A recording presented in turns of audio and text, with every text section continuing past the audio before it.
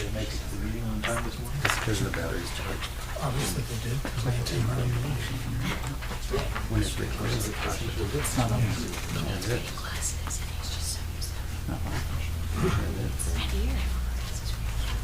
Thank you, Senator on track.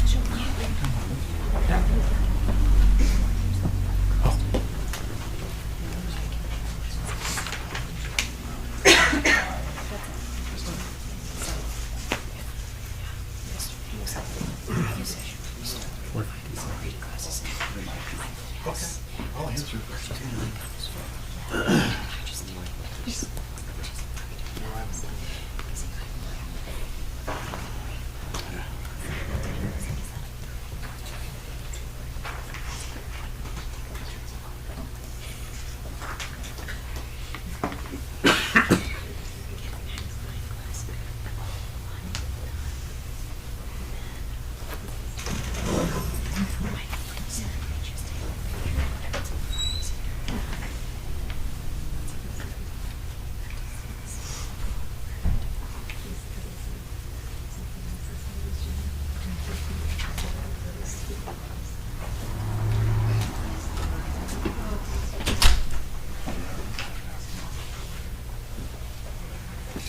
Yeah, I can.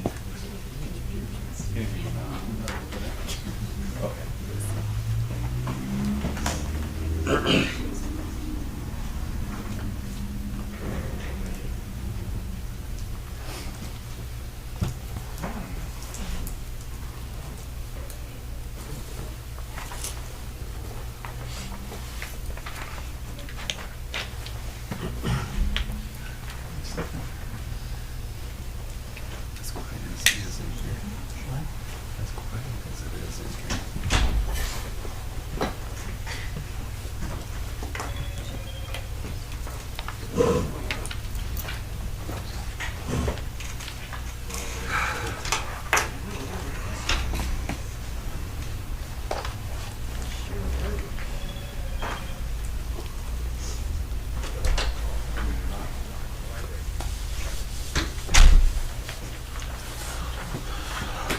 Is it gonna be recorded?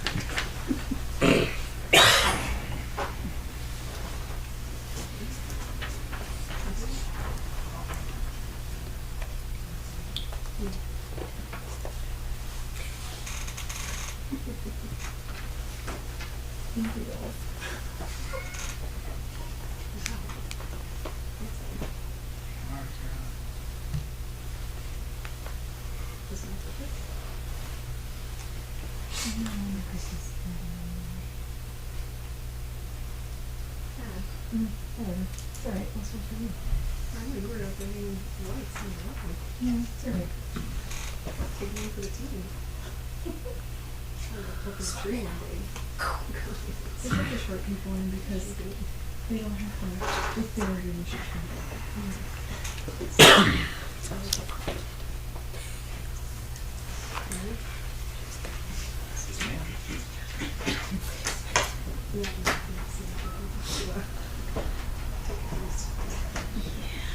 You got Paul on the phone?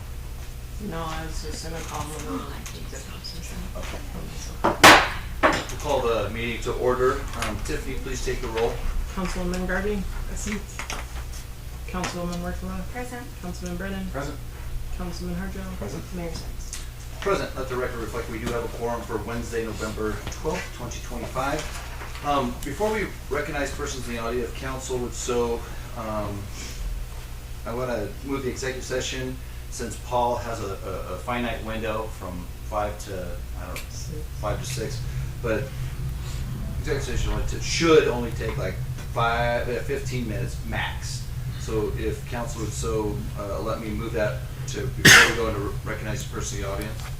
Councilman Brennan? Make a motion to amend the agenda, putting our executive session next and before recognizing persons in the audience. Second.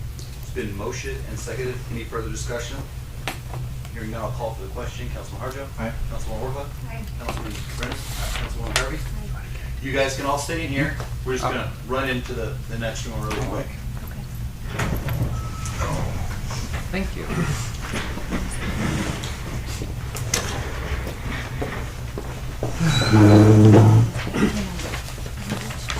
So the one question. That was nice. When it was freezing out.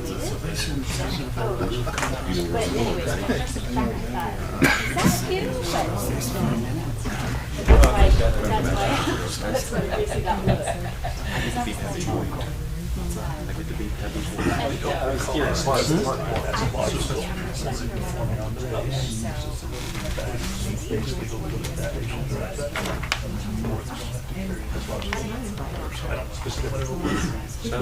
Well, I'm gonna be here until this is done, whenever that is, because my wife's literally gone now. She wouldn't really get back. There's business in the town, so you wouldn't mind waiting for the tail.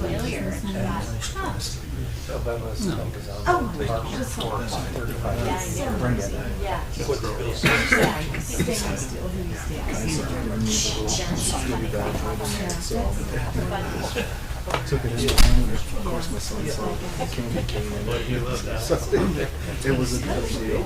No, it's not. That's logical. My name was on the phone. That was the official invitation card for the. It would be logical. Yeah, it's cards now.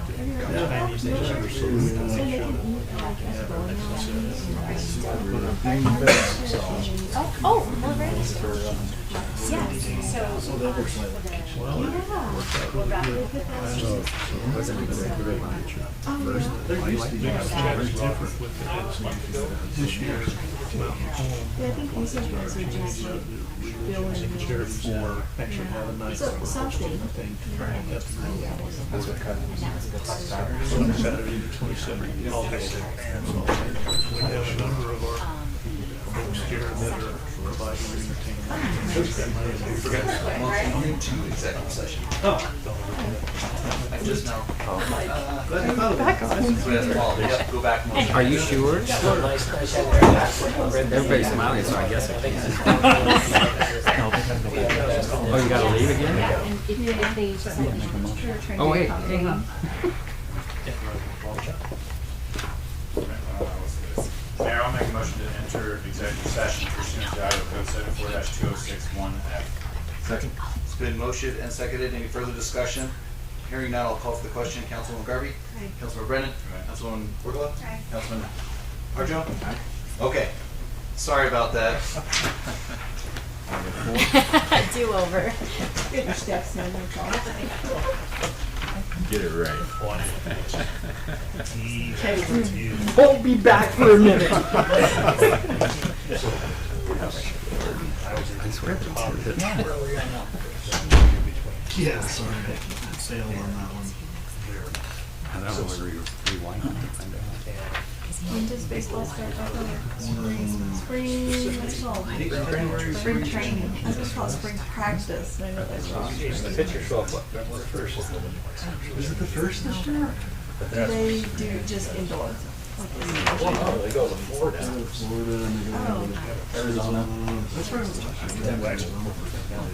We're watching spring training.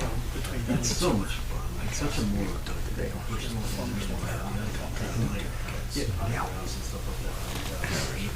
Paper. I got here at just 5 It's a scam. but it was about the airport and their frequency changing. Well, I guess it's Yeah. a lot of traffic. It's just as mid February 9th. Pitchers and catchers set the state shows. And I don't know if they'll be salted. They have a meeting here. Yeah. I'm going to Yeah, well, yeah, you sure wouldn't want to see a crash, you know, or a couple of mid-flights. Yeah, no, that'd be bad. Is that what you're interested in? Are you presenting? I'm here for another issue. I've been waiting to hear from the city attorney for over a month and a half now. I've addressed it down here with the council. I have trouble at the trailer park judge. Parking vehicles and blocking the streets, driveways, all of this. I know no one street. the city of Mount Holland that they allow parking in the middle of the street. Oh, of course. You know, so why have I had to put up with it for 10 years? Yeah. They even had the police department made a false arrest on me and didn't Mirandize me or anything, refused me medical attention. I had to wear a heart monitor then for 6 months.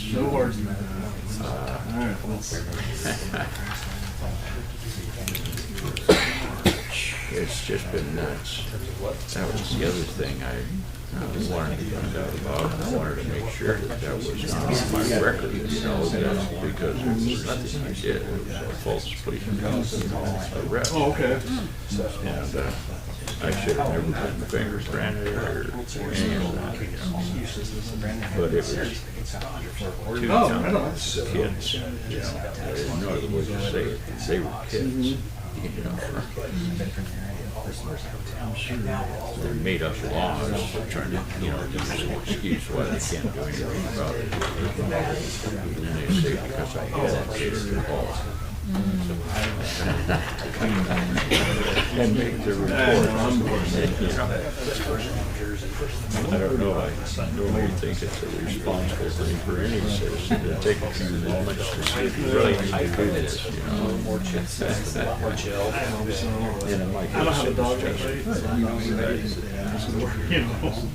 not gonna identify with one team or the other. Cautious in the worst 30 years. Well, yes, I don't know, man.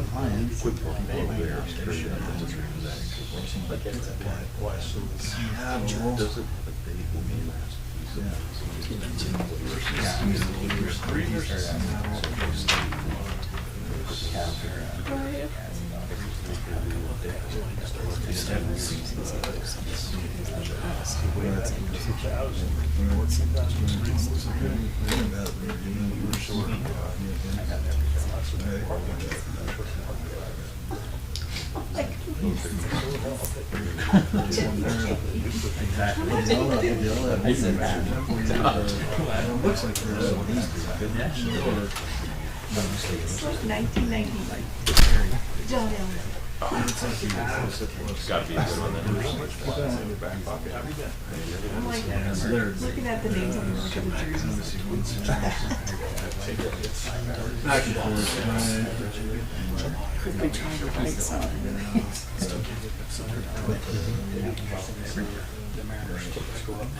Oh, they're gonna, you know, they're trying to. Yeah, that's, you know, that's unavoidable, but we'll see how they come back next year. Yeah, I'm always curious. You know, after all, 6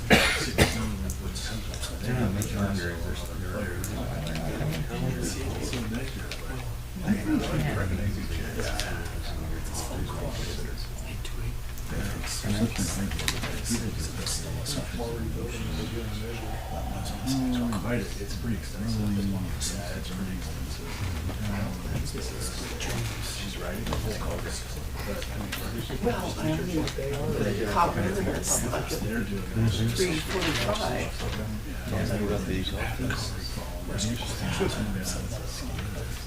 It'll be, How's Blake? oh, yeah.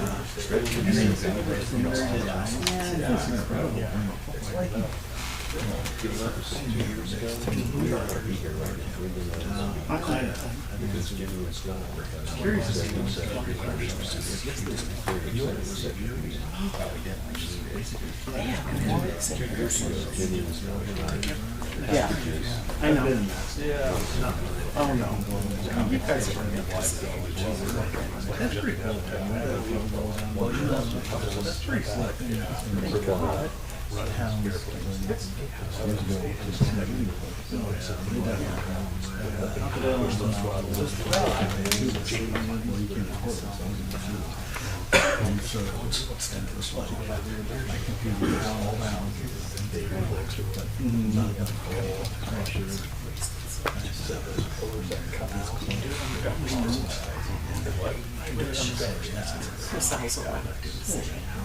She's such an amazing during those years.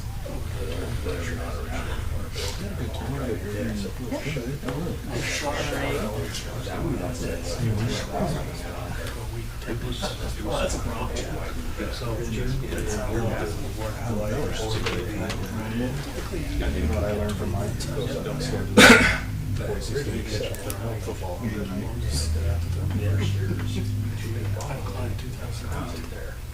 People in this age raised too high. It's just they have to like buy their very job. And they teach Jerry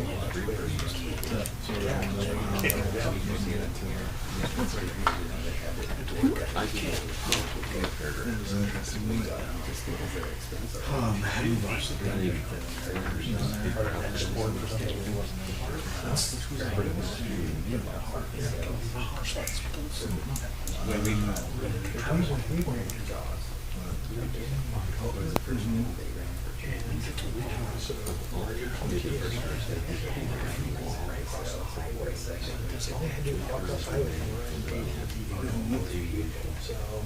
then you walk out the door and you get the Texas wires.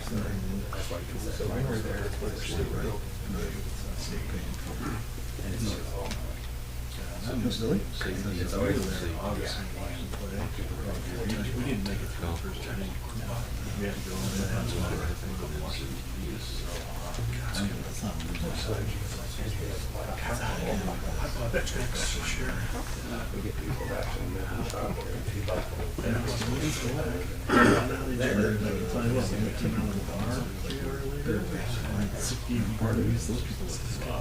we felt pretty good.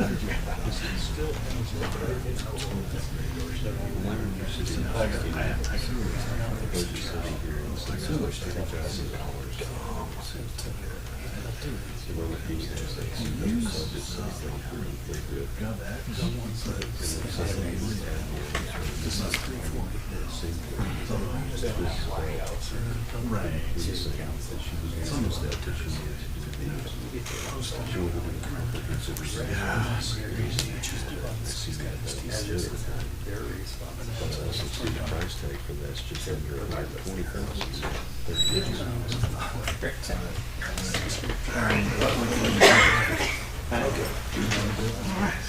Yeah.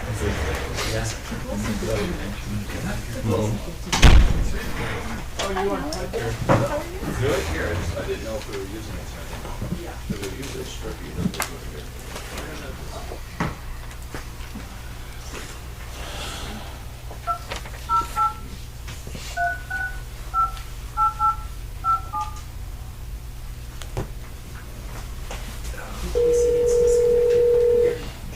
Okay.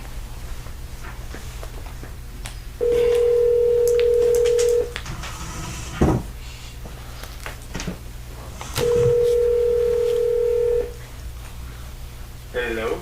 Okay, you're back on. You're back on.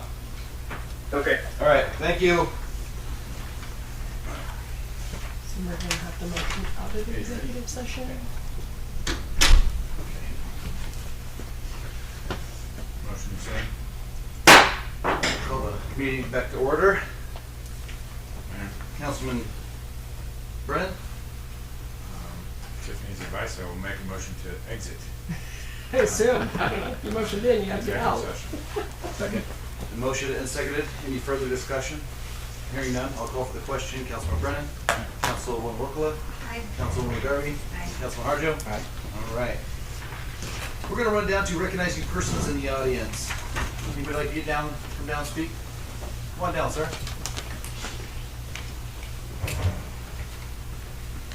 Take a seat. Just quickly, my name is Jeff Grote, and I wanted to take a minute and put a face onto that invitation that you received this afternoon about the Giving Machines luncheon launch. I know Councilwoman Garvey was just looking at hers before we started, so I'm hoping that the others have also. But just to let you know, if you didn't, It's about this, a charity type of activity that we do in the area of the Treasure Valley.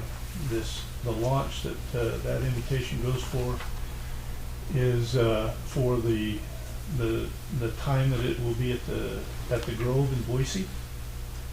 And there is what that specific invitation for the council is that there is a invitation only luncheon beforehand where there'll be some state leaders and community leaders in Boise, plus religious and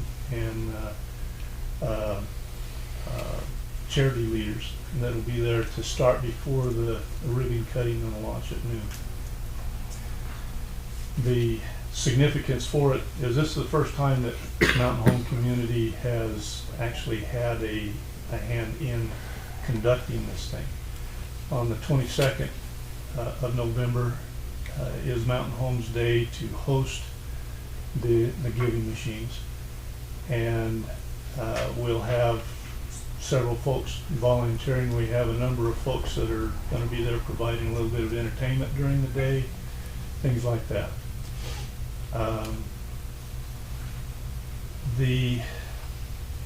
Don't know how deep you want me to, if you have any questions about what it is or something specific rather than just rambling on about it. But it's basically a charity fundraising thing for, there's this year 7 local charities, 2 international charities. Last year, this activity raised $1.3 million for the charities in our area. So a number of folks are a little excited to see how it goes this year.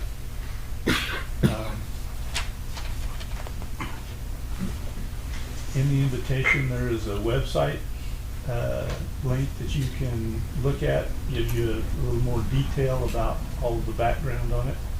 I don't want to take up a whole lot of time unless you have any questions. I appreciate that, Jeff. Okay. Thank you, sir. Thank you. Thank you. Anybody else? What else, sir?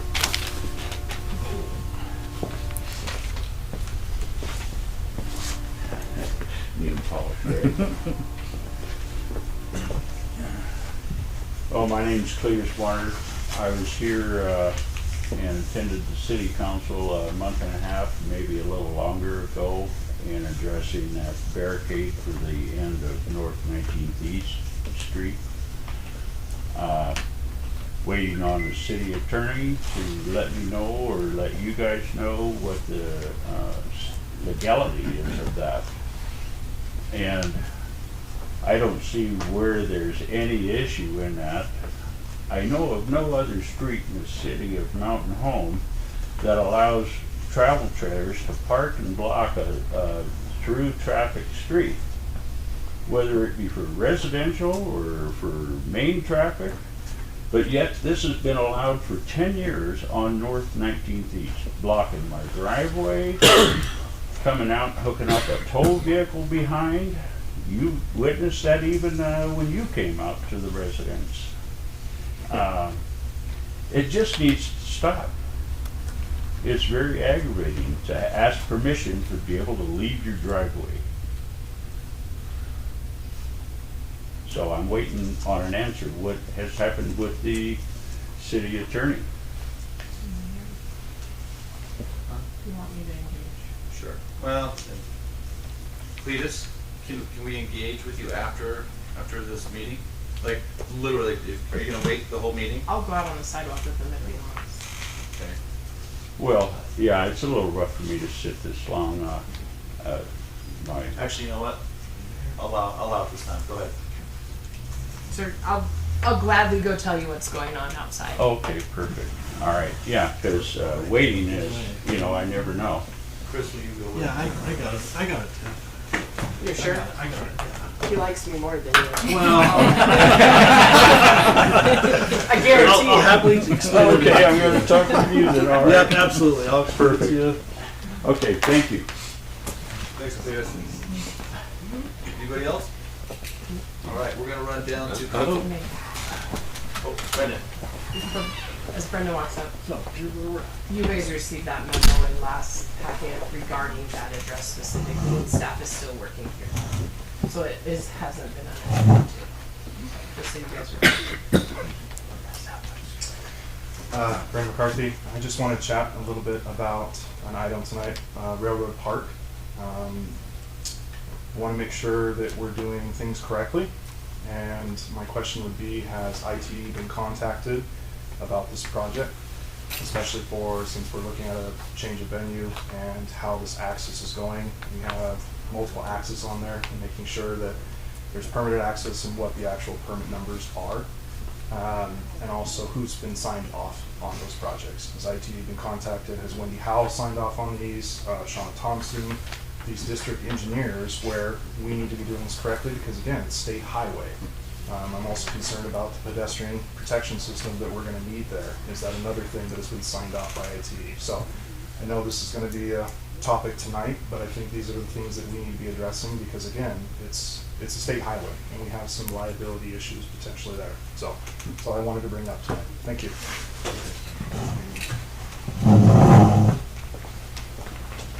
Baker?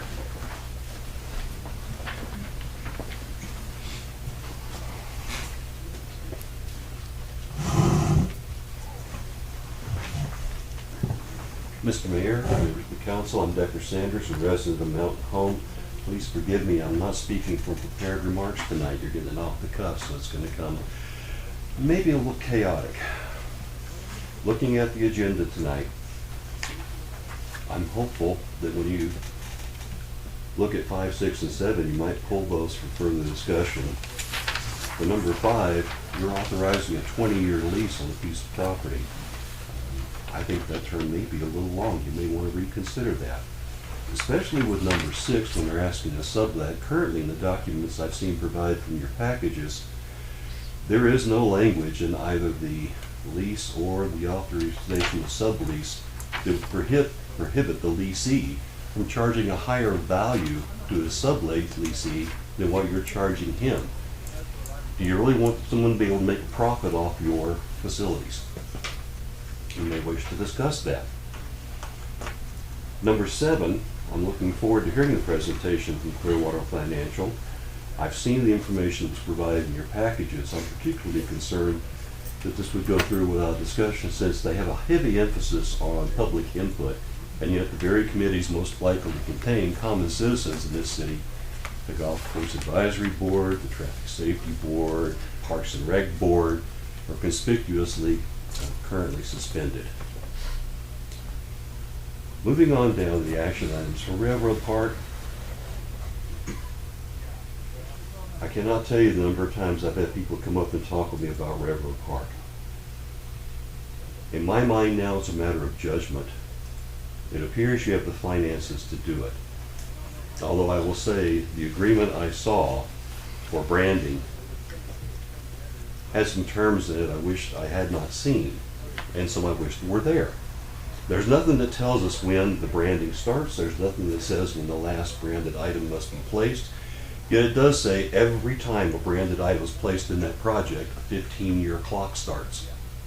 If you never tell this brander when they have to stop putting a brand on, then that clock's going to continue to roll for every time they update or they put on another mark. That's currently in your agreement. Another thing about Railroad Park that bothers me is, given the current climate in state, when we have a $450 million surplus going to a $50 million deficit, when we've seen the most uncertainty in federal funding we've seen in decades, is this really the right time, and is going to a branding agreement the right way to get the resources you need to move this forward? I would argue not. It doesn't make sense, particularly when we're talking about the after costs that are involved. And by the way, what you received from your administration about the contribution of the city into this project does not take into effect. My time has expired.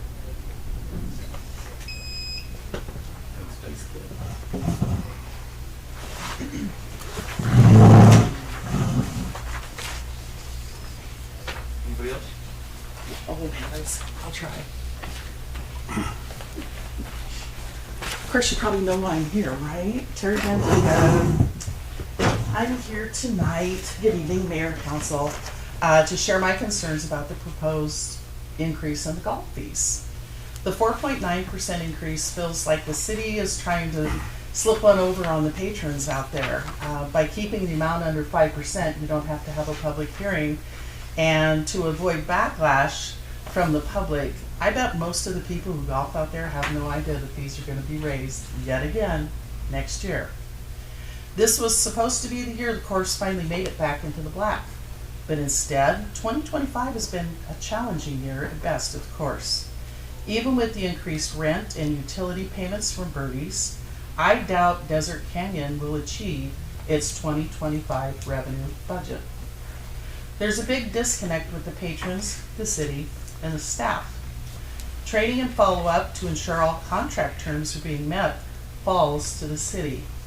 How many of you actually went out there this year to see if the city and the patrons are getting what they're paying for? These are a few of the things golfers received after last year's rate increases. Restricted play before 10 a.m. on Mondays for course maintenance. Denied tee times on tournament days hours after the tournament had ended. Dirty rental cars. Incorrect charges and early on cash-only payments. And molded greens for most of the summer. I, for one, did not see any value in my fee increases this year. We lost a lot of players to the men's league, to the Air Force Base, and additional players based off of last year's increases. Do we really want to penalize the patrons who support the course by raising those fees yet again this year? In my opinion, mismanagement on behalf of the city is the reason we're having issues out at Desert Canyon. And I think the city needs to take a good hard look at what's going on out there and listen to your patrons to see how we can improve, because your patrons want to help you. We want that golf course to be successful. We want the young man at Birdie's to be successful. Thank you. That's all I have to say.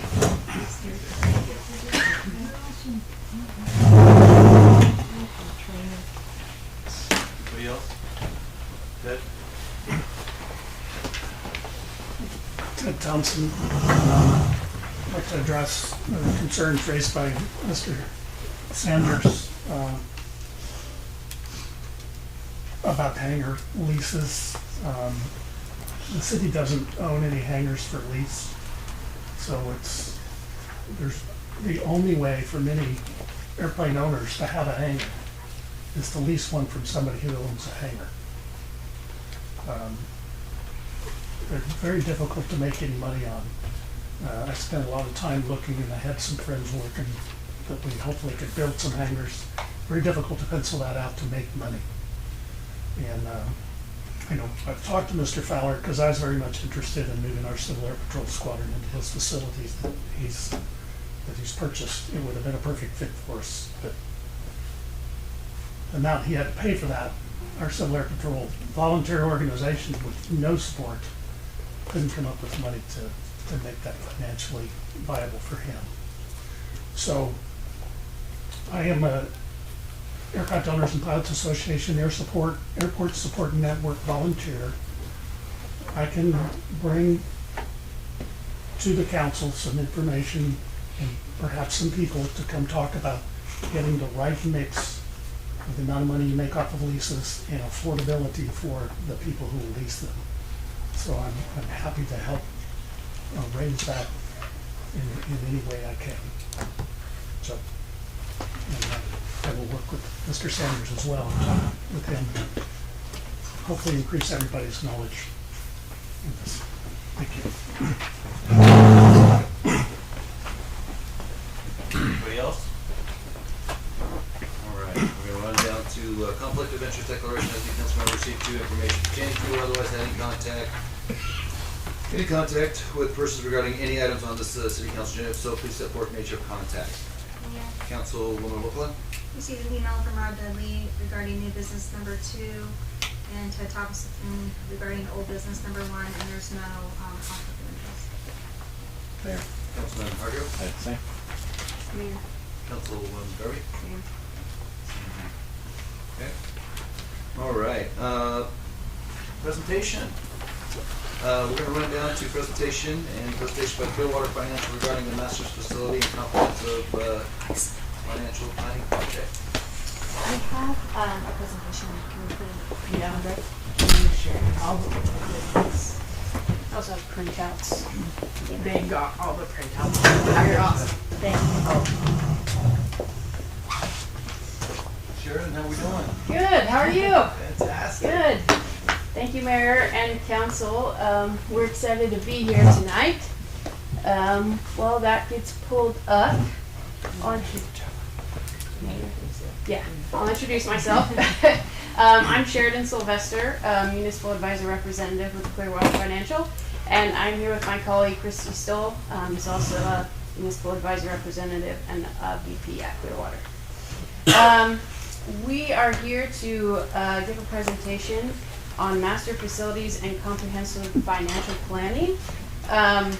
This has been identified in our conversations with staff as something that they're interested in pursuing to help the city plan for the future. Before we get into that, we did have a little plaque. A couple months ago, we helped the city close the financing for the fiber optic LID. We have a little commemorative plaque for you guys, so we wanted to just give that to you. And that's it. Yeah. But yeah, I'm really excited to work with the city on that. Councilman Harjo? Real quick, I'm sorry to interrupt. Can you get the USB to connect? Is it the same documentation we have in our? Yes, it is. Just Okay. Just gotta try it a few times. You're good. Talk about it. You're good. There you go. Thank you. So yeah, a quick outline of the presentation. We'll give a quick re-intro of ourselves as Clearwater. I believe Cameron has been here and presented before. A quick introduction of ourselves and the partners that we would be working on this project with. And then we'll get into a little bit of what master facilities plans are, and then open it up for questions. So if we go to, yep, perfect. So we're Clearwater Financial. We are a municipal advisor and municipal advisory and consulting firm that aims to help individuals and governments achieve their potential, and we aim to be a go-to for government support. And if you flip to the next slide, we've been around since about 2016. We are Idaho's only headquartered municipal advisory firm.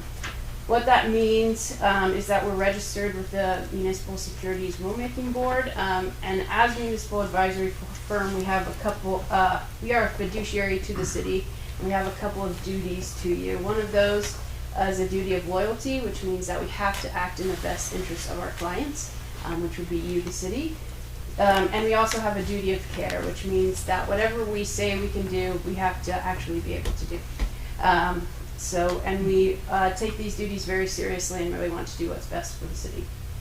The next slide is just our principals. We have Christy here, and then our president, Cameron Ariel, and our chief operating officer, Jace Perry. The next slide, so part of master's facility planning would include an assessment of buildings. Clearwater, we have a lot of skill sets, but we're not architects. So we would be partnering with an architect firm on this project, and we plan to partner with Erstad, which is an architect firm headquartered in Boise. So the next few slides is just a little quick introduction to them, and then a resumes of their two principals who will be working on the project. And I won't go into detail of that. I'll leave you guys to look at that over on your own. We would also be working with Anderson Construction, who would be doing cost estimating services on this project. So we have an idea of the different scenarios, what they would cost, and help plan the financial piece of things.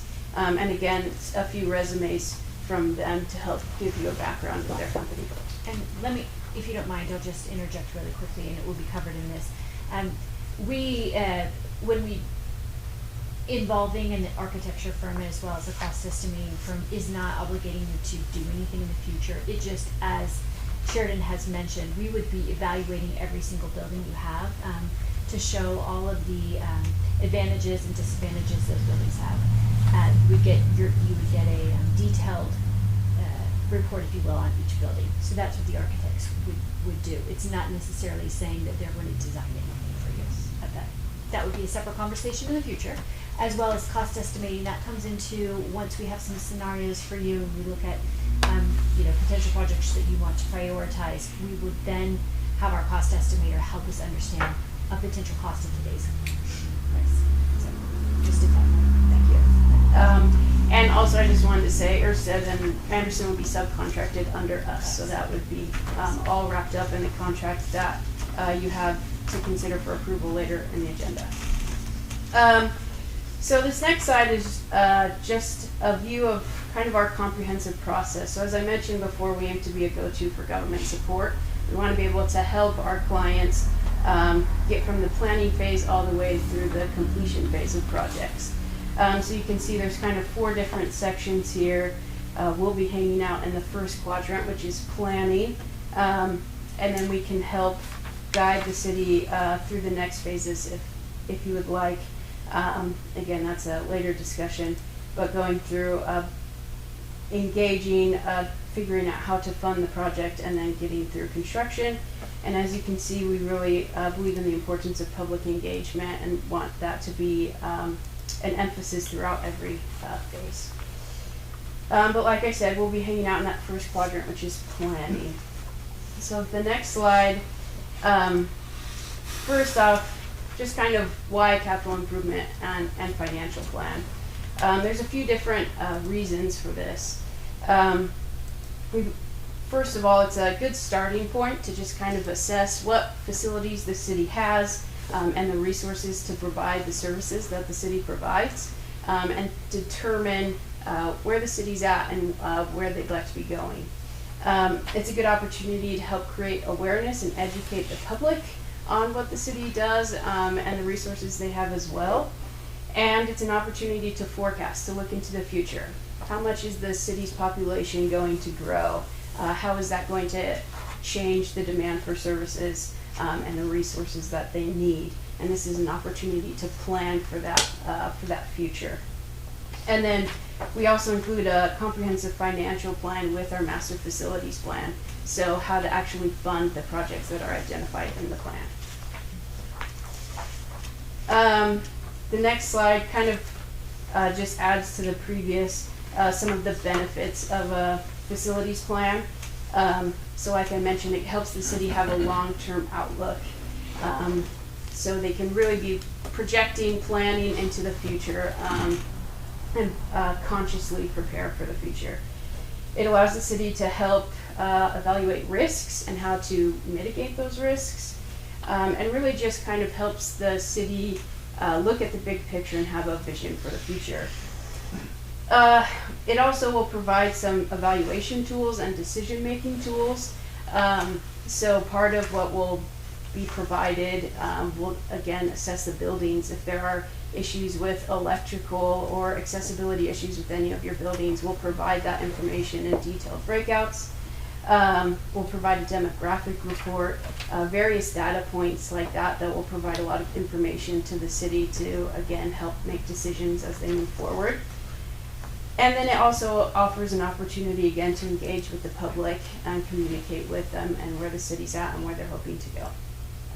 And I might add, one of the very first things that we do as the first report is the demographic report. And it's typically a very deep dive into where you are now to the population, where we expect you to go. And we look at everything from education levels to the different industries that are growing in your area, to the different income levels that have been here, education levels, and so forth. So it would help you plan not only for your facilities, but it can help you plan for grants, and it can help you plan for a lot of other things.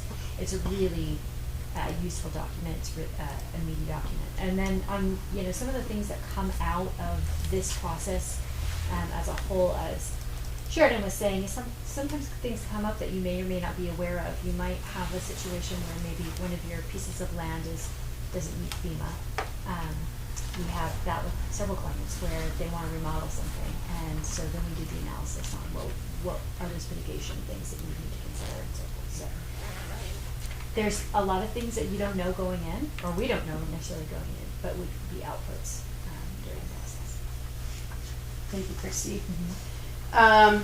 So the next slide just kind of outlines there's essentially three main parts of the process and of the plan.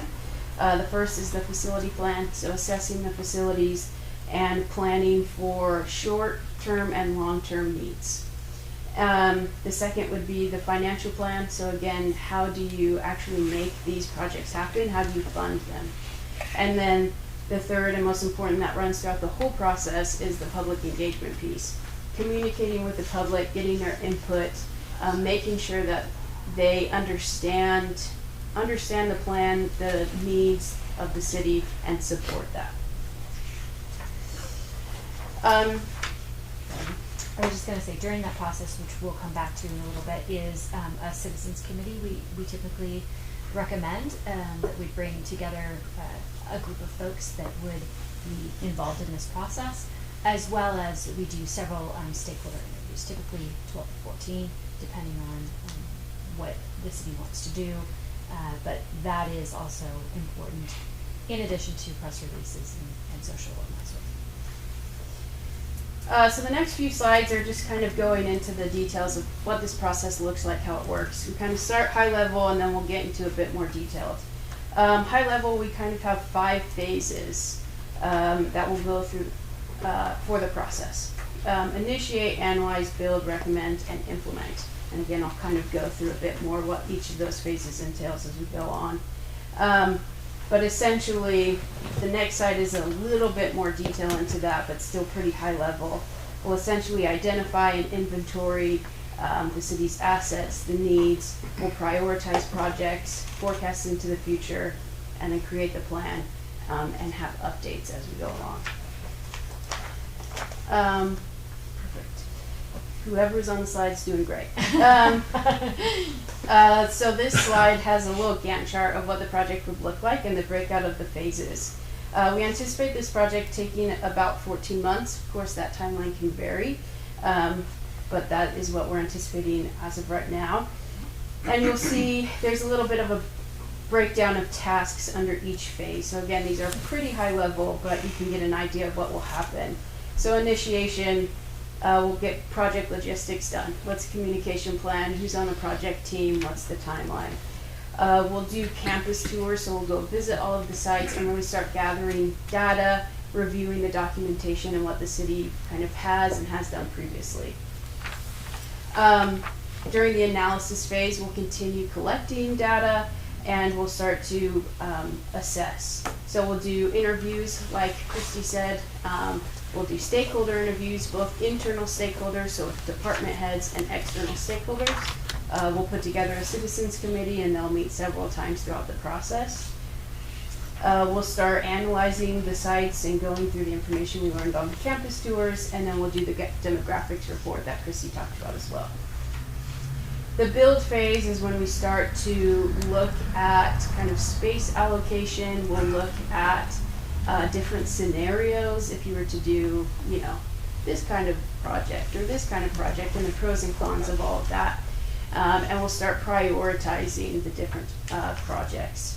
And again, this is based on the feedback that we get from the city and also from the public. Mm-hmm. One of the things that sometimes comes out of this is that maybe you have a department or a building that feels tight on space, and this oftentimes will reveal if that's true or not. There are guidelines for how much space should be per person, and you know, waiting rooms and restrooms and all the sort. And it could be that you might have adequate space, but maybe it's ill-configured. So a remodel could help. Sometimes we find in cities and counties that the furniture is very large, and so repurposing right-sized furniture can really help the space too. So it's not always about rebuilding something, having a new building. It's really looking at what you have and seeing the highest and best use. And then project conclusion will again be kind of identifying, putting together those priorities, putting together the actual plan, and presenting that. And then we've also included annual implementation. We really want this plan to be something that's actually put into action, and part of that will include every year, ideally, or every few years, coming back to the plan, seeing what progress has been made, if any updates need to be made, things like that. And again, we'll kind of touch base on that again in a minute. So again, public engagement is a very important piece throughout the process. It's something that we'll do in every single phase. Because again, we want the public to really understand the city's needs and be supportive of the project and feel like they are involved in the process. Like has been mentioned earlier, some of the ways we do that is we'll do stakeholder interviews, we'll put together a citizens committee, we'll do a public survey, we'll have a web page that will host lots of information on it, like such as the demographic report, the different materials that we put together, social posts, press releases, maybe some events, things like that. Really help engage the public. A good example is if you have your fair, you can have flyers out there and let people know that this is going on, or whatever community event. Christmas bazaar.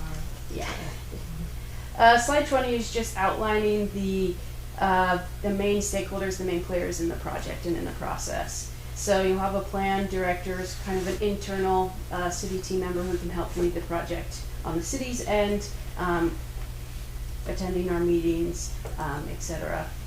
Elected officials, your end, you'll help look through the plans, approve the plan at the end of it, set policy and things like that. Internal stakeholders, so the department heads will help us understand the facility needs. The Citizens Advisory Committee and external stakeholders will help provide input. And then the consultants, which is us, Erstad and Anderson, would help obviously lead through the project and take the city through the process. So the next few slides are just kind of a bit more detail. Like I said, we kind of started high level of the process, and now this is a little bit more detail. So for example, when we inventory the assets, what exactly are we going to do? What are we going to say? We're going to assess the facilities, right? What's working, what's not working, what conditions are they in, what are the pros and cons of each facility, what's the purpose of each facility, and does it meet the needs of the public and of the staff? And we'll have kind of a write-up of all of those to help kind of spell it out. In communications with staff, we identified 5 facilities that would be the main focus of this plan. Those being City Hall, Fire, Police, Public Works, and Parks and Recreation.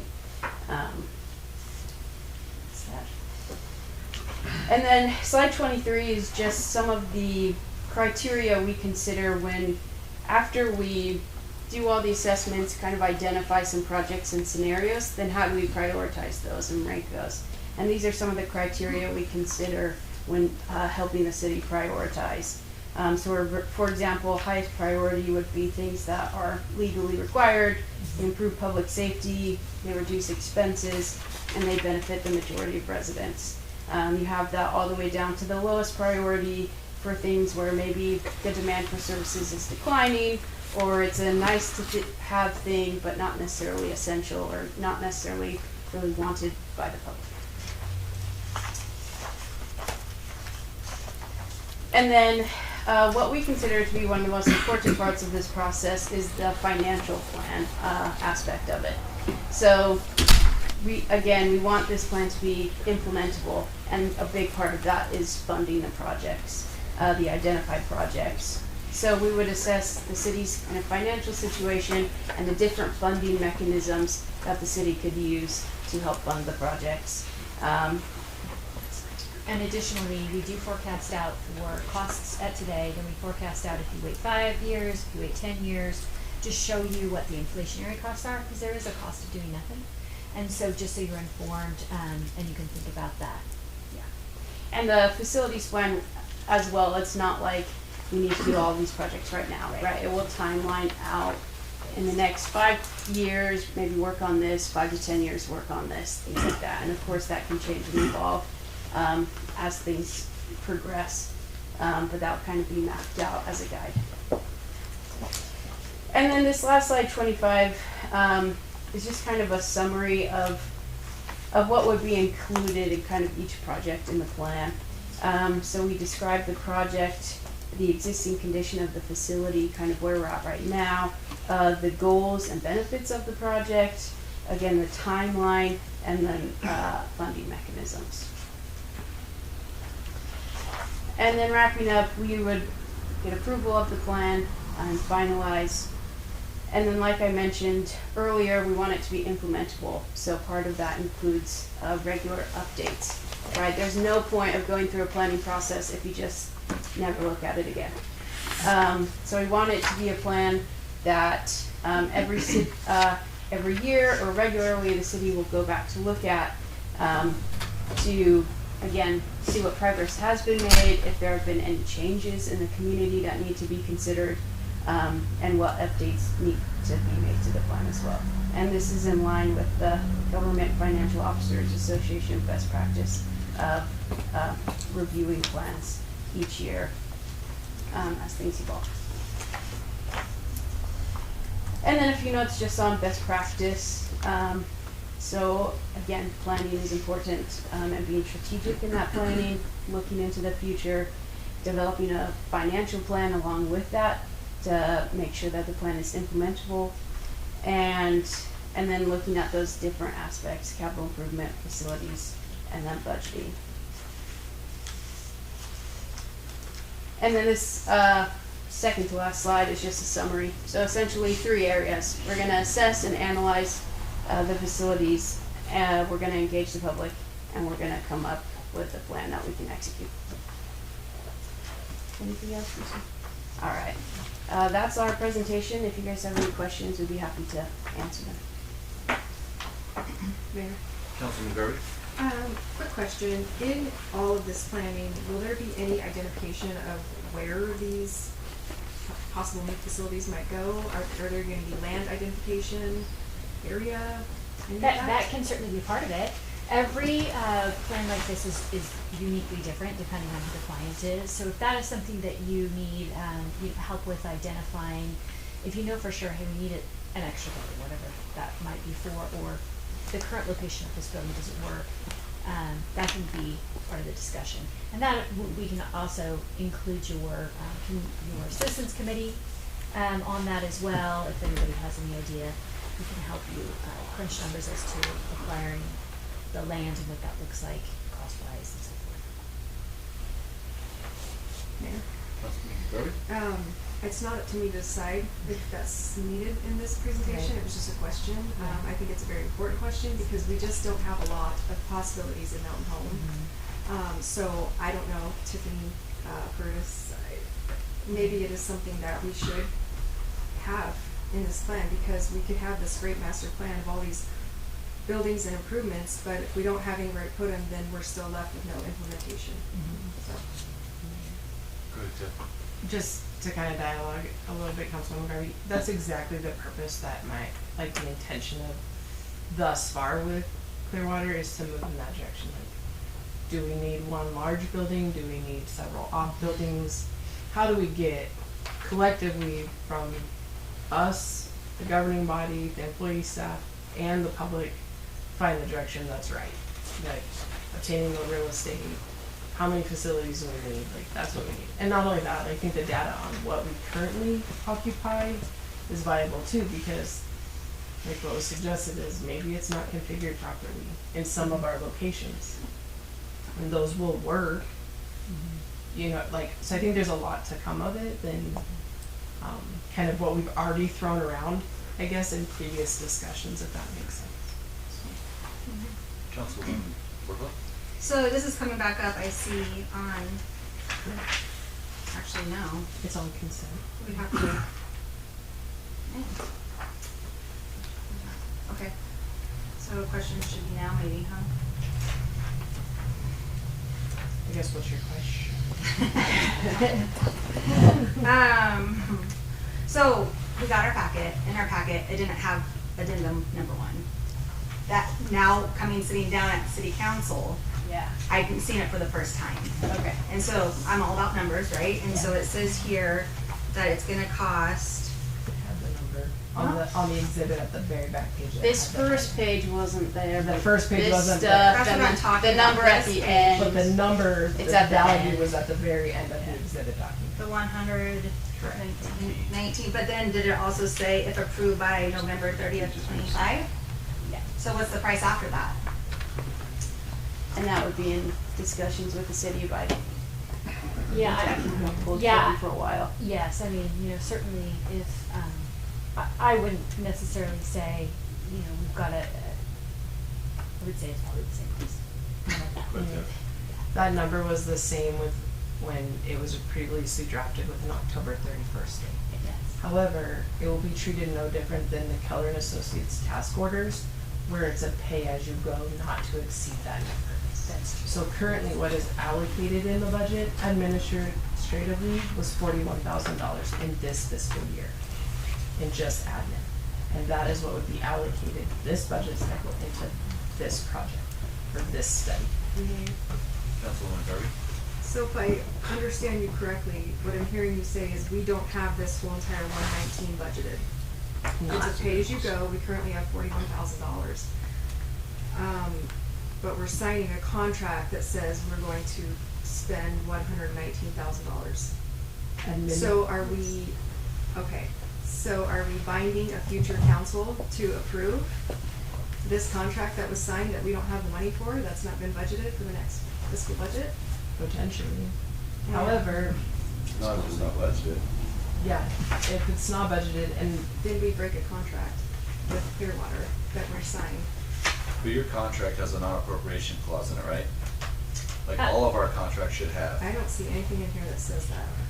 So, Not on this addendum. we, Mayor and Councilwoman, we do, as you mentioned, it's bill as you go, meaning we will do some work, we will bill you for the work. We will do some work, we will bill you for some work. So it would end, you, I suppose, would be in a situation where we can't finish the work, right? Because we wouldn't then, we had spoken ahead of time, so we know in this next fiscal year, there's $41,000 left for this project. So we would plan for not to exceed that amount of money for this fiscal year, unless something else came available in your budget. And then we would then relook wherever we are in the process for your next fiscal budget, and then I suppose we would be in a situation where we would have to pause the project. Mayor, Councilwoman Darby? the project sounds lovely. However, this is where I have a problem with it. If we allow for $41,000 of work, because that's what we currently have left in our budget, and then 2 of us are not here anymore, 2 more people are coming on, and they decide, we don't want your project, then we have wasted $41,000 on step A of your project, and then we're out the money. So, I don't know, I would prefer a cleaner contract that spells out what we will achieve for $41,000, first and foremost. What can we achieve for that amount of money? Okay. Because all we have right here is what we can achieve for the total amount. And then kind of a go forward from there, what it would look like. And then I would feel more comfortable even saying yes to this. But right now, I think it's very muddy. And we could waste $41,000 on potentially nothing that will help us. Councilman Harjo? I definitely hear that perspective. However, across just about every other faction of our city operation, we bind ourselves and future councils to financial decisions that we make today, whether that be equipment or golf carts, task orders with engineering firms, contracts with contractors of the city. It's no different in those senses. When Councilwoman Workla and I came on, we adopted a budget that we did not have any part in. It is kind of the nature of the beast with how municipal government, the revolving door of elected official tends to happen. I think this is something that we've all had discussion about, especially over the last few budget cycles, of where's the plan, what are the needs, how are we going to meet those needs, what inventories we have. This seems to be the key to unlocking that information with pretty much one fell swoop here over the course of that roughly 14 months. Mayor? Councilwoman Garvey? When you bind a future council with equipment, it's in the CIP and it's spelled out how long it's gonna take to pay off, so it has to roll over into each budget. This is a totally different scenario. This is, we have $41,000 right now, we're signing a contract for 119, and potentially when budget talks come around in July, it may not be funded in its entirety. This is a totally different situation than when we buy equipment and leases and those types of things. Those show up on our budget indefinitely until they're paid off. Councilman Harjo? As with task orders. Mayor, Councilman Brennan? this feels fairly repetitive to me for the work we've already done. Fire chief in the back, haven't you gone through a recent study of your building as to how it can be improved and, you know, built onto and all that? Mayor, Council, yes, we have started the process. We have done a study as far as our current building.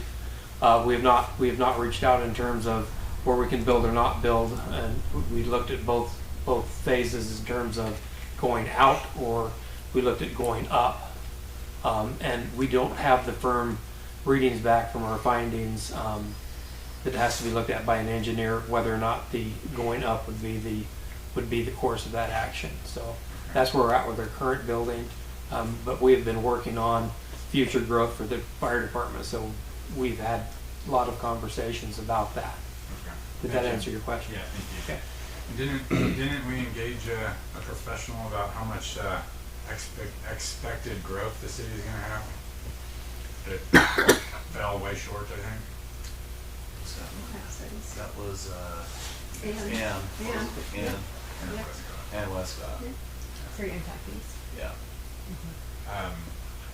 That's all I have for now. I'm going to save the rest of my comments until the item's on the agenda, which I intend to pull off for new business. Councilman Warfel? So your name, the company's name, Clearwater Financial, what jogged my memory was that you're the entity that went to try to secure the loan for LAD1, correct? Am I speaking? They're our financial advisor that helped us with that. Through the same company, or is that? They're hired by the city to be a financial advisor Sure. to us. Yes. Right, and so that's where I recognize Yes. the connection there. Were you guys able to secure that? I'm sorry, that loan? I don't remember where we were at with that. Yeah, it's finalized. It's finalized? Yeah, we've done all that. Have we? Okay, thank you. That's all I have. Okay. Any other questions for Sharon or Christine? Ladies? Yeah, Thank you. absolutely. Thanks, and let us know, there might be an opportunity if there's things that you have already done for us to consider that, and if there is reports and so forth, we certainly can work with those. Perfect. Thank you. Thank you. Are you sticking around for the final discussion?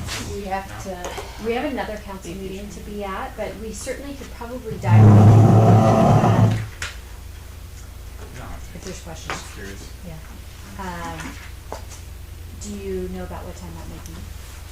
No, we never know. Okay. It's all good though. Thank you. Thank you. All right, council. We're gonna run down to the consent agenda. I know there's a few items that are gonna be pulled. So, Councilman Brennan. Can I pull item 4 and 7 off the consent agenda, please?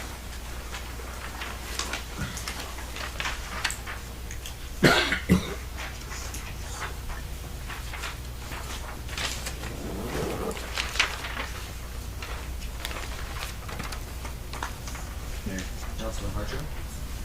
make a motion to approve the consent agenda on items number 4 and 7. Then motion and second. Any further discussion? Hearing none, I'll call for the question. Councilman Hartshorn? Aye. Councilwoman Whitla? Aye. Councilman Brennan? Aye. Councilwoman Garvey? Aye. Right. We're gonna run down to old business, action item deliberations regarding frequency congestion at Mountain Home Airport. Council, what do you wanna do?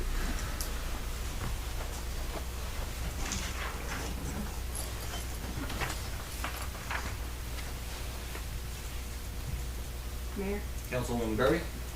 I would like to see this item approved, regarding changing the frequency to, I think it's 122.9 from 122.8. So I'm making a motion that we disapprove that. Mayor, Councilman Harjo? 122.9 is already spoken for in terms of that's the backcountry frequency defined by the FAA. We can't change to that. Mayor, Councilwoman Garvey? scratch that I said 122.9. I'm making a motion that we approve changing the frequency. Okay. Mayor? Councilwoman Orkla? Would the maker of the motion, add to that to use Tom Mahoney, the administrator of Idaho Division of Aeronautics, as a point of contact to assist with those changes? Sure. Mayor, I will make a motion to approve changing the frequency at the Mount Home Airport, adding that we rely on Tom Mahoney, who spoke to us 2 city council meetings ago, with his help to implement the change and implement it in a timely manner. Second. Been motioned and seconded. Any further discussion? Hearing now, I'll call for the question. Councilwoman Garvey? Aye. Councilwoman Workla? Aye. Councilman Harjo? Nay? Councilman Brennan?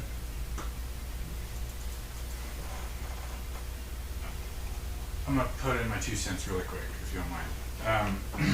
I'm not against changing the frequency, but I'm not quite there yet in my willpower to vote for that.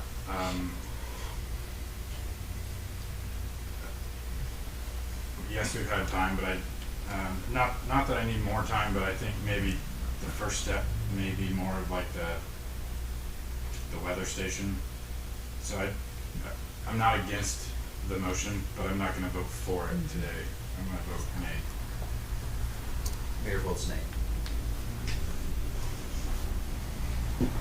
Now, I'll tell everybody sitting up here, if that is the will of the council, that they really want it. My thought process was get rid of the weather, the outdated, non-certified weather to relieve was it like the 13 to 16% call volume or whatever clicks it was, and then come back. But I would like to utilize Toby Epler, our engineer, and then Tom, our airport manager, and then Chris Curtis, and have Toby, Tom, and Chris. If this old body chooses that that's what they want, nothing against Tom Mahoney. I think he could be a part of the process. You might be able to change my vote, but here as it stands, that's where I'm at. Yeah. Councilman, Can I make a couple comments too? absolutely. Just on the, there was a lot of comments made about liability on this topic, and I think that the nature of liability scares everybody. In my mind, though, liability is equal with either direction that we go. If we change the frequency and there's a crash, it's our fault because we changed it. If we do nothing and there's congestion and there's a crash, it's our fault, right? I mean, the fingers are always going to be pointed at us, but ultimately, I mean, I think it's the pilot, right, who gets to make sure they're listening and being patient for like the directions that come over the radio, whether you're clearing yourself for takeoff or landing or whatever it be. So let's not push liability like it's harder on one side than it is the other. Yeah. So we'll run down to old business number 2, approve the general max price for Railroad Park project and authorize GUHO to proceed with project.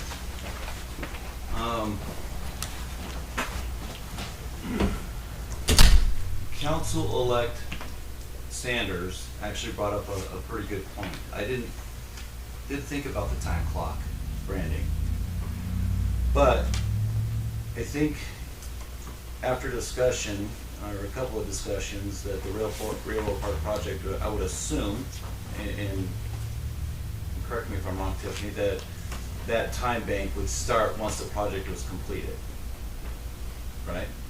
I didn't even read that portion in that contract. My assumption, by the way legal had wrote it, is they would brand everything at the start of the project, and when we signed off and said project complete, that's when it starts. Not every time they do a logo change. Right. We Okay. do a new one. Mayor? Cal- I'm not the author of it. Paul, sorry, go ahead. Yes, I forgot me already, okay. I also listened to Decker's comment on that, and when I read the contract, that isn't what I thought. I kind of saw the term as a 15-year term, but if Decker was able to read it in that way, that means somebody else probably could too, so I think that it's probably appropriate to, if somebody is inclined to approve or make a motion to approve it, that the motioner would say it with change, I'm sorry, I don't have it right in front of me, but with changes to the term to be a 15-year term, and then where it says that the improvements could be made, that the improvements can occur, but no later than the term of 15 years. Does that make sense? So if they wait 11 years to install something, the term of the contract is still 4. There's only 4 more to go. And that would be a way that we can resolve the 2 different ways that we're interpreting this. Copy that.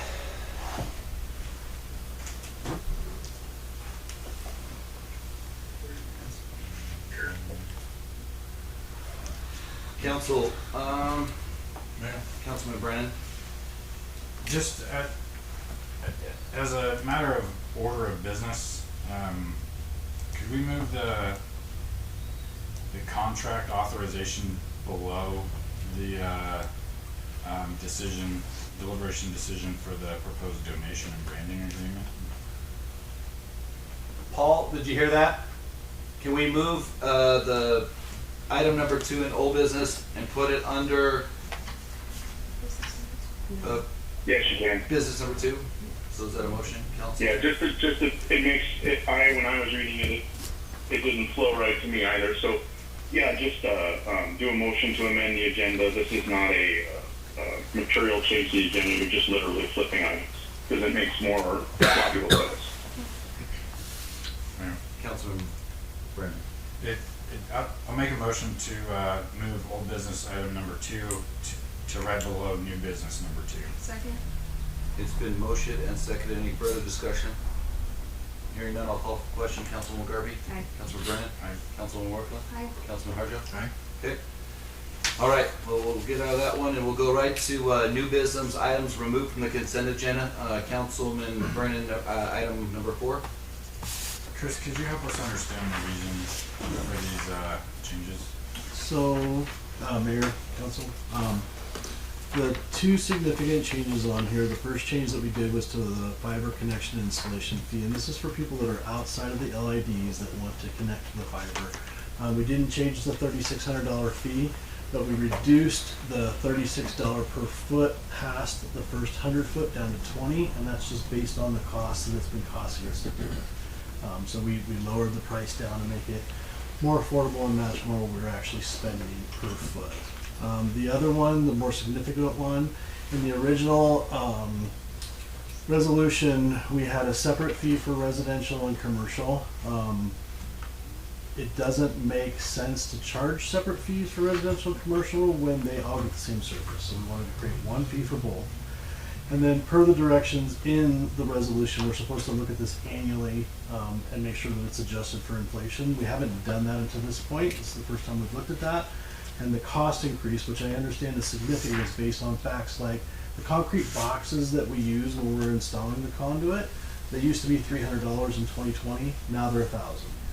The yard boxes that we use when we bought those in 2020 were $100, now they're $300. So we've seen the increase across the board in all of the materials related to the project, plus we brought on another employee. And so this is all intended to make sure that fiber pays for fiber and only fiber pays for fiber. So that's what this is based on. Can you help me understand the difference between section 1 and section 4, which is the $3,600 fee versus the $2,400 fee? So the $3,600 fee is a fee that is charged to a single resident if they want to bring fiber to their home outside of an LID. Okay? when we initially set this up, we were using that number as the target, knowing that we were shooting for $3,500 in the LIDs. So this $3,600 fee was established so that you don't get a person that's in the LID that says, hey, I'm gonna wait until the ID closes and then I'm gonna get my connection for free. But that's the cost that it costs us to run the installation to the building. It's the conduit, the fiber, the boxes, all that kind of stuff is tied into that. So that's that $3,600 fee. The $2,400 fee would be the developer fees that we're having the developers pay when they're bringing in new development. This is the fee that they pay tied in with the rest of their building permit fees. It could be a single home build, right? They are, For that yeah, price. absolutely. So essentially the 3,600 is an existing home or business. Right. That came back to it. And Correct. the $2,400 is new construction. New construction and subdivision, yeah. And it's less because the subdivisions put in the conduit and that kind of stuff. Whereas we have to do all of the installation if it's my house, because I'm not in an LID. So that's acting on the assumption that the developer really did put in the conduit. But we verify it, but yes. Okay. Yeah, we verify it. If they haven't put that in, is there something that they fall into for So pricing?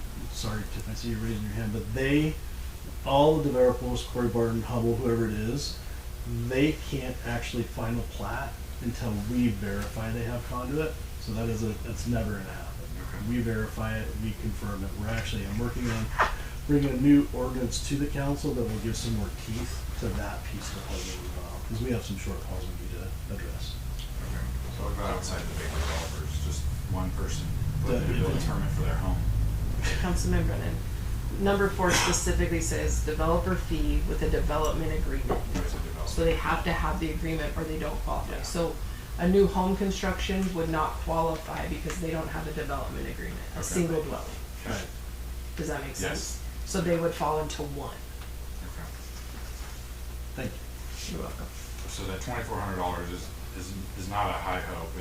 It's a realistic It's a cost of what realistic it is costing the city. Yes, sir.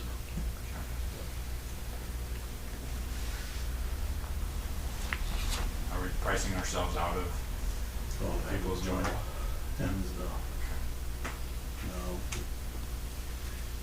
And this is, council, just to set a public hearing to approve this fee, we still gotta hear from the public.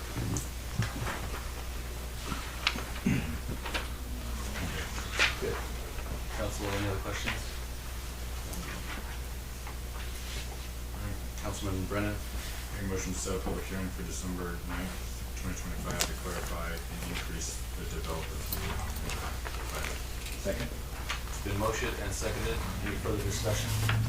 Hearing none, I'll call for the question. Councilman Harjo? Aye. Councilwoman Workla? Aye. Councilman Brennan? Aye. Councilwoman Garvey? Run down to, number 7, sorry, Councilman Brennan. Item number 7.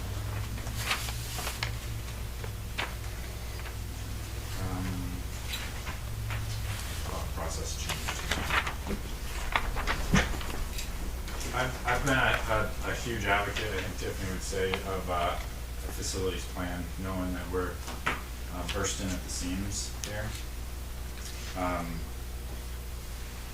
I'm gonna say this with all due respect, is that I think this is a lot of fluff in this presentation, and a lot of answers that aren't getting answered, other than we'll see, we'll look, if you want, we'll try. I'm not gonna support this request today. Mr. Mayor, Councilman Brennan? I'm gonna make a motion to deny the addendum 1 with Clearwater Financial for the Master Facilities Comprehensive Financial Plan. Second. It's been motioned and seconded. Any further discussion? Yes, ma'am. Councilwoman Garvey? When it does come back, if it does come back, which I'm assuming it will, I would like to see the verbiage in the addendum that we're signing to be more clear. It doesn't say that we pay for services as they go. There's a lot of stuff in here that was not added in this addendum that makes me uncomfortable to even proceed. And also I think there needs to be a clause in there that releases the city of liability if we don't commit fully for funding for the next budget cycle. So I just think, I just think there's a little things that need to be critiqued on this addendum. Councilman Harjo, were you? That Councilman was Harjo, sorry. the same sentiment, is based on our input. Clearly the desire is to wrap around what the current budget reflects, and what that will entail in terms of what we'll receive for those funds. Okay, it's been motioned and seconded. Any further discussion? Go ahead, Tef, before I make. I'm sorry, the motion was to deny it at this time. What does, that means it doesn't come back. So is it tabled to So do then you want do me a to bring it report? back, council, with Or it we're- more detailed? Or we're reallocating? I'm sorry, I just need direction, because Right, Councilman Garvey? You know, by the time it gets back, I legit probably won't be sitting here. However, I mean, I wouldn't like to see it go away fully. I just think it needs to be clarified more. Also, too, like they said, well, we can add in the land part of it. Well, I feel like that's a pretty important piece of the entire plan. And so, I mean, I could be okay with it being tabled so that it doesn't go away indefinitely for right now. as Mayor, that's, like, there's two that have engaged in that, and then two that obviously motions. So I just stand need by my direction. second. So, I'm fine either way. okay, we'll call for the question. Councilman Brennan? Is the motion that I made To deny. not clear? Like, just, is there any muddy water in that motion? I'll clarify it if I need to. Mayor, Councilman Hart, well, hang on a second, Councilman Harjo. Councilman Brennan, the way I understood your motion was that this was a motion to deny this outright at this point, and not with any intent to bring us back. Is that correct? That's my motion. I'm not impressed. Understood. Okay. All right, it's been motioned and seconded. Any further discussion? Hearing none, I'll call for the question. Councilman Brennan? Aye. Councilwoman Workla? Aye. Councilwoman Garvey? Aye. Councilman Harjo? I disagree with the sentiment of putting this off indefinitely. This council has talked about the importance of planning and oversight, and I think this was an excellent step forward in that direction, albeit maybe needing a little bit of side rails on the book. All right, we're gonna run down to action item number 2. So, Councilman Brennan, just for clarification, did you want the max price to go first, or did you want the action item, the branding agreement first? The Mayor, the branding agreement first. I'm not going to vote on a contract until we have an agreement signed. Okay, so then with that, I will go with action item deliberation decision on proposed donation and branding agreement for Railroad Park Plaza project. And authorize the mayor to sign. Councilman Brennan, sorry. Mayor, to be honest here, is I don't feel like there's anything new from last. Sorry, I'm trying to get to that page. The last meeting is we have an agreement before us, which I am 100% on board with submitting to the proposed donor for approval. Without that sign, I don't think there's any further discussion to be had. Mayor. Councilwoman Workla? So let's talk about this. Mayor, excuse me for 1 second. Yeah. Can we have AB and Randy come up, maybe to clarify any questions on Blue Ray's behalf, since they showed up for us tonight?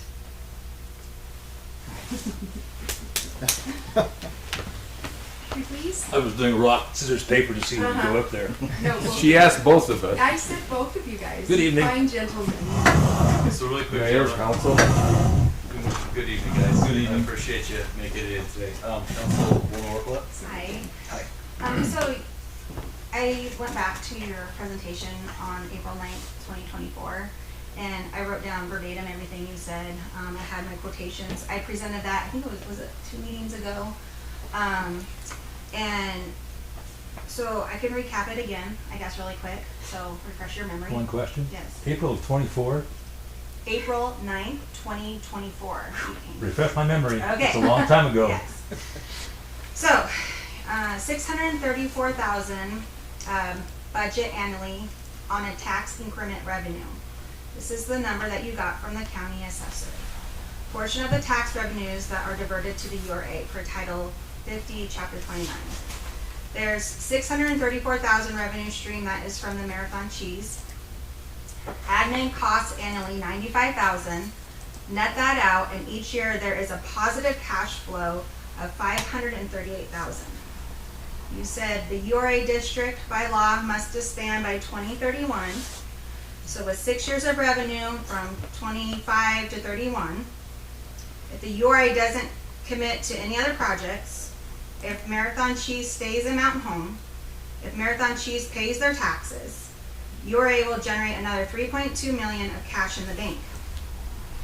You said at the end of the life of the URA, there will be about 5.4 million in the bank. And then this is a verbatim quote. If the life of the URA and we take on no other projects, we can fund this project in its entirety. So that's what we approved on that date. Then 2 meetings ago, we were presented in our consent agenda a budget breakdown by GUHO of what it would cost to do the project. There were no numbers next to the in-kind work for City of Mountain Home. We tabled that project, brought it back today, and the numbers now say that their total city in-kind is $522,048. So the question I guess I had was, what's going on? It sounds like the project's now being rushed to be finished by what month of next year? To be complete, instead of what was presented and what we approved on, when do you want this project done by? Well, we wanted it done by, what day was that, Tiff? It was A year like, ago. what was it? A year ago. Okay, Yeah. But, let's not talk about, yeah, okay. But hang on a second. Memorial Day. Memorial Day, that's the day I'm trying to think of, okay, Memorial Day. or 2026? Yeah. Okay, so Memorial Day of 2026. And that's if we do the in-kind work with what has been presented and the donation. I'm sorry, I'm looking at Tiff because you know all. So do you see my confusion where this is what was presented, this is what council voted on April of 2024, and then all of a sudden on the agenda it is presented as, let's get this done, let's not phase it out anymore. We have a donor. This is the amount of in-kind work it's going to cost this taxpayers to do it, even though I don't even know where it's going to come out of the budget book that we approved back in July. So I guess my question is for everybody: what is the plan? Because I guess I am not apprised of the current plan. So, and I actually don't think this is a URA problem. I think this is a city problem. So this is no attack on the URA. But anyway, go ahead. Well, we have. Was there a question there somewhere? No. No, look at me. I think. I think you're almost 100% accurate of what I said back in 24. I don't dispute any of that at all. Sure. We have, after administrative expenses, a positive cash flow each year, right? We have committed $2.8 million of cash at this point in time to the Railroad Park project that's been in the works for some while, right? What's changed in this, and again, I can't speak for the city in this in-kind stuff, but what's changed is that the mayor and Tiff and Randy made a presentation to Pioneer a few months ago to try and ask them to fund the building. And I wasn't at the meeting. The takeaway is that they came back and said, you know, if we could do some branding, we might be able to give you $2.0 million to speed the project up, and instead of phasing it over 1 to 5 years, to get it done in 1 6-month period, this fall through next spring's construction season. If you all approve that branding, then that frees up approximately $2 million of future URA income from the tax differential for us to put back into any other projects that fit inside the URA district. So it doesn't really matter to me if you approve the branding or not, don't take that the wrong way. We can fund this over the next 5 years, but you have a way to fund it with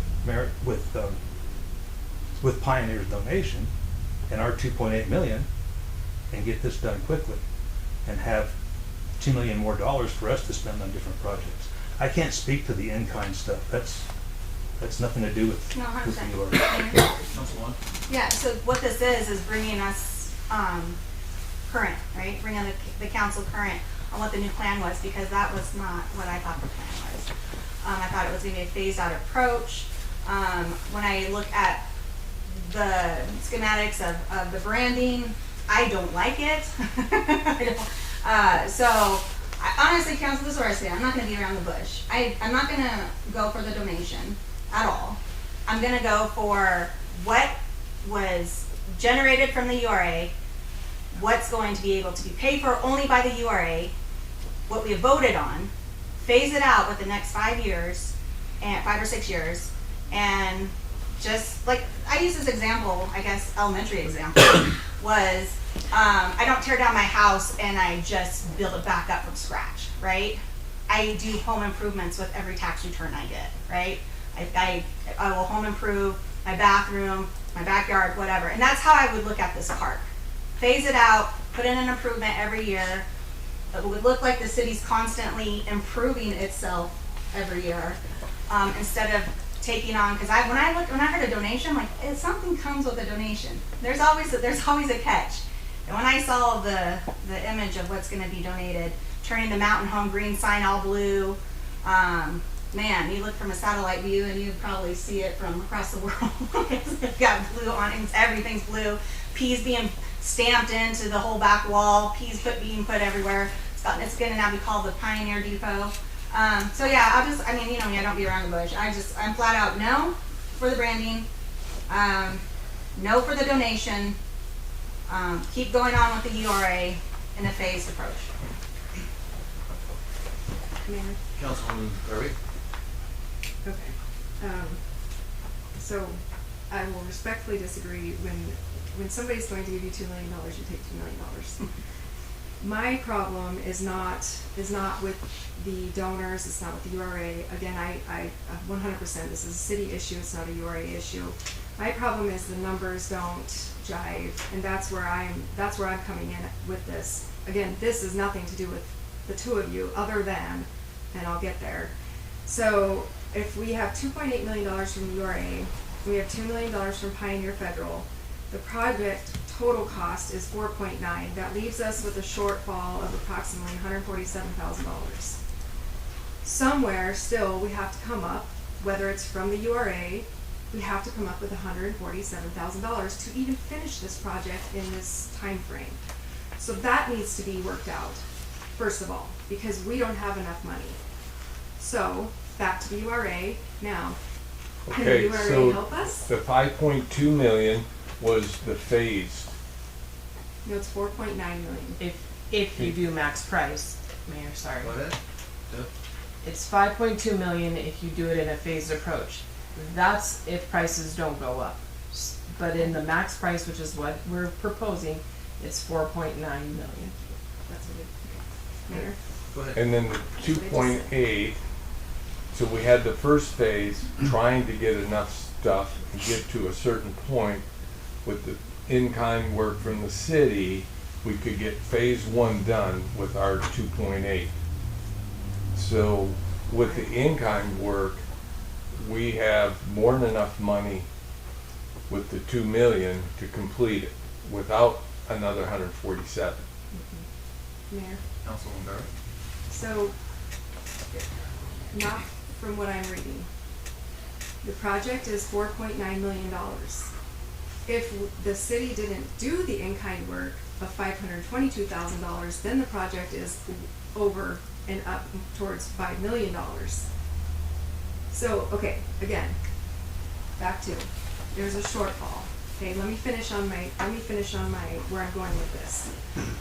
The other problem that I have with this in-kind work is this is not in-kind work for $522,000. This is the city buying let me get back to my page, hang on. Okay, this is the city buying $211,000 worth of stormwater drainage. This is the city, providing sanitary sewer of $17,000. This is the city taking out $182,000 out of our streets budget that we did not budget this year. None of this money, this $522,000, is in our budget. So what are we going to replace? What are we going to do in place of what's coming out of the street budget of $182,000? What's coming out of the parks budget for $106,000? This is my problem. Again, it's not a URA issue, it's a city issue. And we did not budget this money. This money was not in our July budget, and now all of a sudden, we're doing $522,000 of work. This is not in-kind work. This is actual money that the city will have to send out. It is not reported on our expenses. It's not budgeted. That's my problem. So I think going forward, again, we don't have enough money. We don't have the money to complete this project in its entirety unless we are able to go back to the URA and ask them to kindly give us some more money to complete this project. The other thing, real quick, and I'll get off my tangent, there's other two facets also that this $522,000 does not include, and it does not include salaries that are being paid of the individuals that are going to be doing this work. So let's add in salaries, and it's going to be a heck of a lot more than $522,000.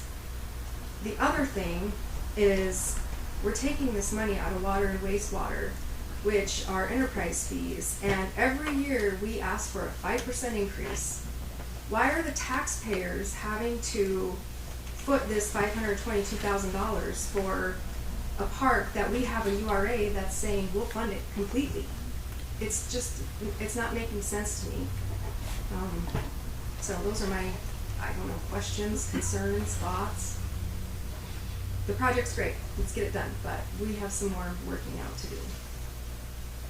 Councilman Brennan. Gentlemen, to follow up with what she's saying, I would imagine you can't make decisions sitting here as your board, but is that something you think would be a possibility? Is a little more when we see our numbers of $522,000 of in-kind, that you add to that 2.8 million to cover the tangible expenses, and the city just covers the labor to complete that project right away. So are you asking for 522,000? Yeah. We wouldn't have it by Memorial Day. When do you get those payments? Typically the same time that you get yours. July. City. January. And I don't know if Paul's still on the phone. Could we agree to that, and when they get their next payment of tax money, to essentially reimburse the city within the same tax year that we're in? Paul, did you hear that? No, can you restate that question? Reimburse the city how? Paul, if you are able to agree to an additional $522,000, which they don't have yet until the next tax roll comes in, is that the right word, tax roll? Yeah.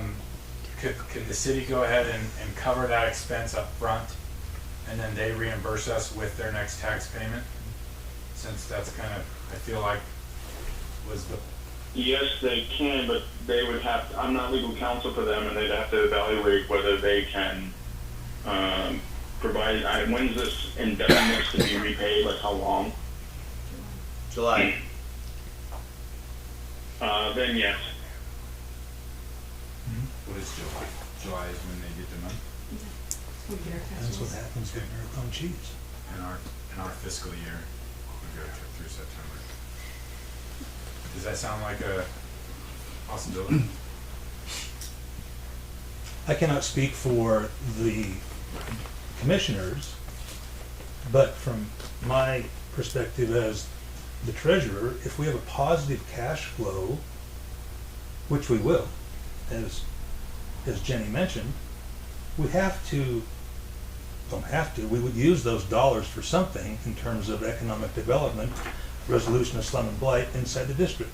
So I would think a logical decision by the commissioners would be to commit the dollars to that, but we can't spend money until we have it. Mayor? Councilman Garvey. So we can't spend the money till we have it, however, we can critique the contract to reflect that you guys will help pay for that portion of it. Maybe that would be I know, Paul? Go ahead, Tiff. We have currently an existing agreement with URA for only 2.8, so it's a separate than this, the discussion. Okay. Paul? Paul? Yeah. Yes. Do I need to text you? Can we make a separate agreement above and beyond the $2.8 million? And if it's approved by the URA, which I have already volunteered, I would be happy to go to the next meeting, whenever that may be, and ask formally the URA to fund that portion of it. Can we do a separate agreement in addition to the 2.8, or would you recommend it all be together? If the additional amount is going to hold up or obfuscate, well, it's hard to get out, this 2.8 agreement, then by all means do it as a second agreement. My preference would be to have it in the same agreement, but I don't feel terribly strongly about it.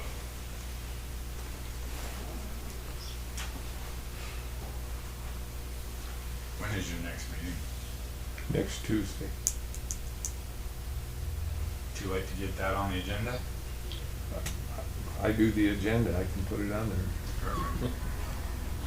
I guess that would be my request. I feel like that might make 3 of us happy. I don't know, I'm not speaking for everyone, but if that extra $500,000 could be covered by you, and it's not in our budget at all, and we kind of float those expenses, so to speak, I feel like we'd be good and clean with that. Mayor? Councilwoman Garvey. I would like to, again, table this discussion pending just as Councilman Brennan pointed out, we don't even have the agreement signed from Pioneer yet. It hasn't even went to them. Okay, so. Sorry. I think first and foremost, we need that hardcore commitment before we continue our efforts of deciding whether the project can be phased out and the URA can pay the rest. However, in the meantime, I would be okay, or whomever, to go to the URA and formally present this, so then we have that piece checked off. Then let's get Pioneer for sure. Mayor. Yes, I let her finish. That's fine, go ahead. I can't have them sign the agreement if you don't authorize the approval of said agreement. So that's why the agreement had to come before the body. So if the agreement approves tonight, then I can have them sign it. That's why. Does that make sense? Yeah. And it sounds like there's edits to the agreement.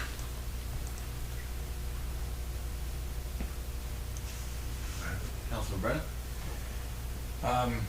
All right, which agenda item are we actually? Usually The first The donation. the donation. I'm gonna make a motion to approve the proposed donation and branding agreement for Railroad Park Plaza project, changing the one area through interlineation of clarifying a maximum of 15 years from the opening of the park for their branding rights.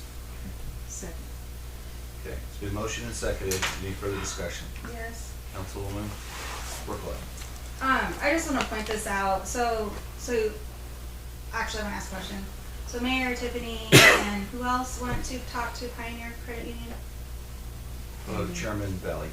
Okay, and well, can I just ask how that went? Like, what was your conversation? I'm wondering. At first was it two? How much did you guys ask for first? Was it two? Like 500,000 or something. And then they asked, what would you rather? I mean, I guess just somehow the conversation flowed.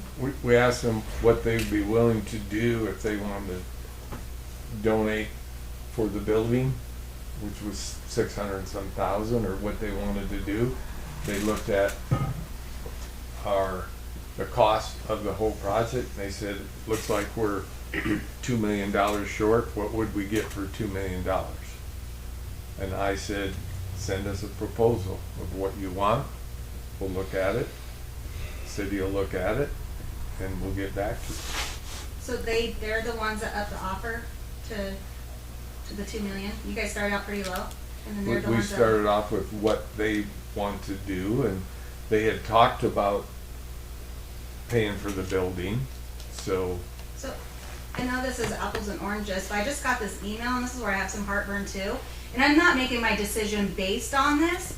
This is maybe if Pioneer Credit Union's listening. When I get an email from your company that says that they're closing down the Glenns Ferry branch because they're operating at or near break even, rebuilding or renovating would require investment that we cannot realistically be recovered. And when you have a lot of elderly personnel that bank there in Glenns Ferry that now have to travel all the way to Mountain Home or Gooding to do their banking, based off the claims that they don't have the financing to remodel a building to keep it operating for those demographics in that community. But yet they have $2 million to give to a park when we have lots of parks.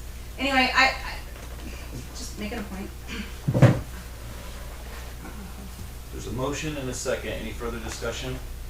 Hearing none, I'll call for the question. Councilman Garvey? Aye. Councilman Brennan? Aye. Councilwoman Workla? Nay. Councilman Harjo? Aye. Okay. Right, the last portion of that, are we tabling that one, the 4.9 max price? Mayor, Councilwoman Garvey? yes, my apologies, I jumped ahead, I'm thinking the brand new agreement. I jumped ahead on that. Yes, I would like to see this portion of it tabled until a couple of those items are checked off. Their agreement and Their agreement Pioneer. and Pioneer's agreement. Okay. Everything will be, I feel like, more clean, and it gets this off of the taxpayers' back. That, I mean, when I think of in-kind work, and this is gonna kind of be just a councilwoman workless deal. Like, when I think of in-kind work, I think of small work, like, hey guys, you need a hand today. Here's my guys. Here, come in. This is a full-blown project that it looks like the city of Mountain Home has gone out and bid this project. This is not in-kind work. This is materials. This is so much more than in-kind work. So yeah, I'm glad that we got the numbers clarified. Thank you guys for that. So is that your motion? It's a long-winded motion, yes. I'll second that. All right, and it's been motioned and seconded. Any further discussion? Yes, so sorry. So we're tabling This one. This one. Two Okay. of both. All right, I'll call for the question. Councilman Harjo? Aye. Councilwoman Workla? Aye. Councilman Brennan? Aye. Councilwoman Garvey? Hi. Okay. Right. Go ahead. Could I request, if things come back quickly from URA or from Pioneer, could we do a special meeting to have this proceed forward, since it is kind of time sensitive? Yep, thank you. Okay, run down to Mayor? action or new, sorry. Could I add one thing before we're excused? Yes, sir. I know that a lot of folks watch these meetings on Facebook, so I just wanted to go on the record and make this clear. This is not the URA's project. This is a city project that the URA can fund per Title 50 Idaho Code, Resolution Slum and Blight Economic Development. It fits in that. We're committed to the project, whether it's paid over phases or whether it's paid in one phase. We're in for 2.8. I would suggest that you come to the meeting next month or next week I'll be in touch. and present something to us and see if we can fill that delta. Okay? Great. Thank you guys for coming. I nominate Councilwoman Garvey. It's a special meeting before I'm done, huh? All right, we're gonna run down to action and new business action item number 3, decision, deliberation regarding proposed 2026 golf fee. Council, what do you wanna do? Councilman Brennan. I'd just like to say, and I hope I'm not speaking out of place, but I don't think the council ever said that we would be in the black this year for golf. I think it's a goal of ours to get towards that, but I don't think any of us ever said we would be there. And also not trying to hide the 4.9% increase. That's the same thing that happens with water and wastewater by resolution typically, and it's on our agenda. I think it's pretty transparent in that. So just a couple earlier topics I wanted to address. Council, what do you want to do with regarding the fees? Mayor, Councilman Workla. so when, like 2 years ago, when a lot of this was coming to light of how much it was in the red, there was a statement made multiple times by individuals saying, let's not do what we did and wait 10 years to put an increase on any of the rates so there's no sticker shock after 10 years, right? And I think that's what happened this last year, was that there wasn't a continuous raise. I mean, and then when all of a sudden it went up, people are like, what are you doing? So if we can raise our water rates at 5% every year, we can raise our golf rates at 5% every year. I know I just lead off a whole bunch of people saying that, but I have to also stay true to what I believe, and so I'm for this. Councilman Hartshow. I believe my question for this particular topic is, do we have anything besides our metering stick of, we know what our transfer out of the general fund and admin budget to make up the difference at the golf course? We've done this for the past 2 budget cycles. That number grew between 24, 25, now 25, 26. Do you have any idea, as mayor and staff, on when we'll have some revenue data for this particular golf season? Obviously, there are golfers still golfing now. To raise golf rates at this juncture, I mean, and this is coming to me at this moment. I think it might behoove us to have some understanding of what our actual revenues versus projected revenues are, so we can adjust accordingly to know if a 4.9 increase is sufficient. If it's overbearing, I'd like to have some inkling of where we might be in terms of revenue for this particular season.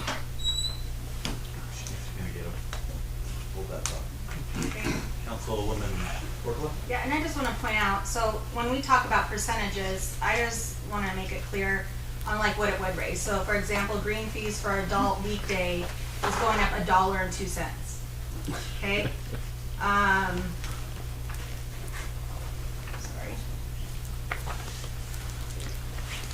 We got junior rate, ages 6 to 18, is going up 68 cents. Twilight fees, 97 cents. Okay. There's always a thing that's called a cost of living increase, right? Everything goes up every year, as we know. So if we didn't even put on any increase, we're not doing our due diligence keeping up with that. So if that's not the right number percentage, then I'm willing to listen, but I think it should be some percentage.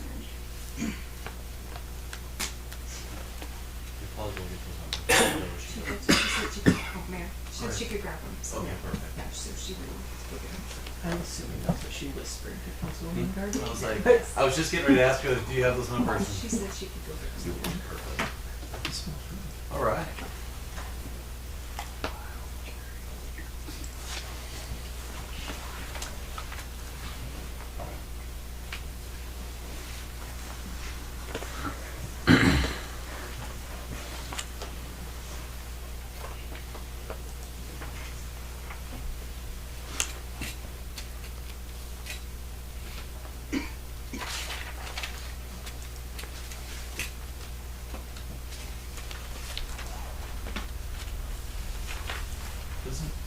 Don't they try to make it like a whole number instead of like the daily cart rental tip, instead of it being $11.01, we just make it like $11? No, Because it was like the 49 cents. we stopped doing that because it's not true to the 4%, Oh, touche. or 4.9. So like 2 years ago, we started, that's what caused the whole cash and change debacle. Oh, that's right.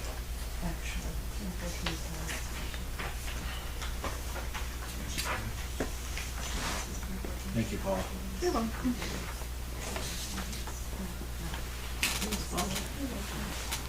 So this is the actual that ended in September.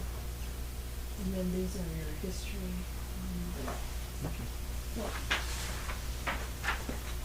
So, Paul, as I read these numbers, our actual for 24-25, we were above the 23-24 by 100 and, no. I'm not gonna do that in my head. I'm gonna calculate that. Go ahead.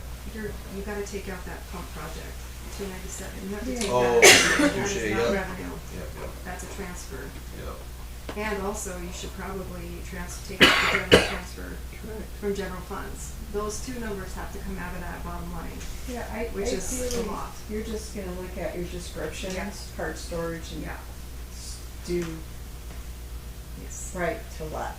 So you're just gonna look at the description and move to the left. Individual rows. Yes, individual rows.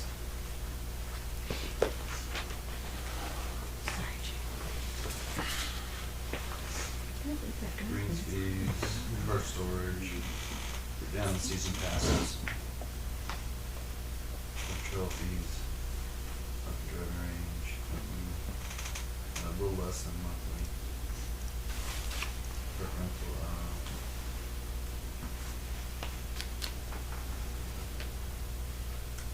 take out the two, transfers. Yeah. Go ahead, Councilwoman Garvey. But also too, when you're looking at the driving range, that's not the 23, 24, and then 24, 25. Correct me if I'm wrong, Paula. 23, 24 was only several months. It wasn't an entire year. Yeah, we moved. Yeah, so you can't, that's not an accurate comparison on those two lines. It's a little early to tell, but it's still On the driving range? on all of it. I think your season passes aren't accurate. Those should be done. And those should be done, yeah. Go ahead, Jeff. That's part of the problem of, like, the fee increases come at this time because the season passes tend to be bought around this time for the upcoming season, and we run those on the calendar year. So, questions of timing, that would be why.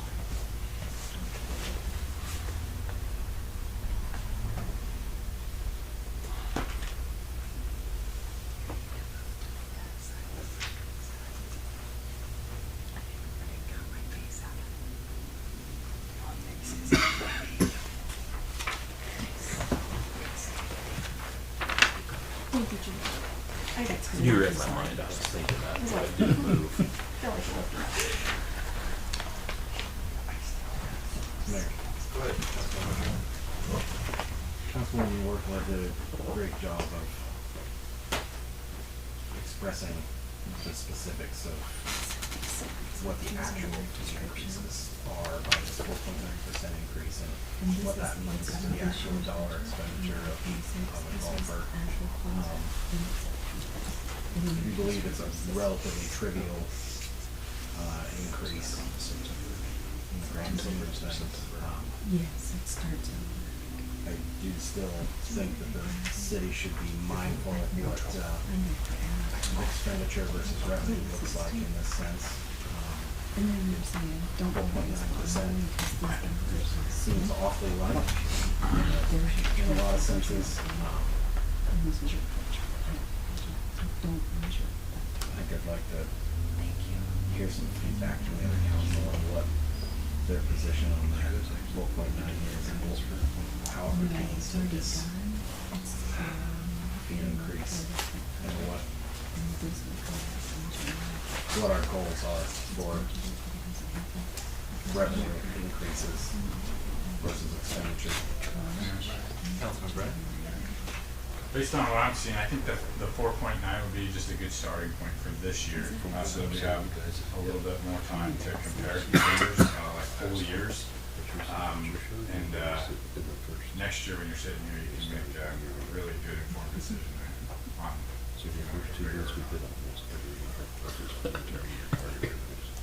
Oh boy. This is the budget. This is the actual thing. I think it's really good. That's a full number. At the end of September. No, at the end of Go ahead, September. We Councilwoman haven't Garvey. done the Uh, actual yeah, I- until September 20.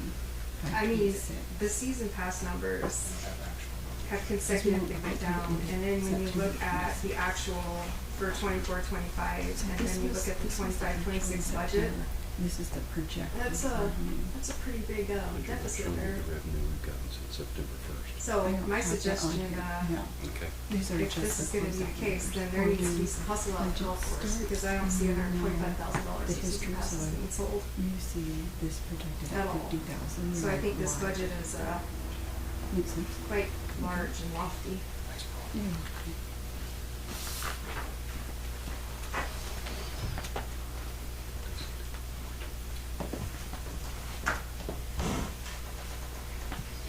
So council, is that what I'm hearing is your, what do you guys wanna do for the 4.9?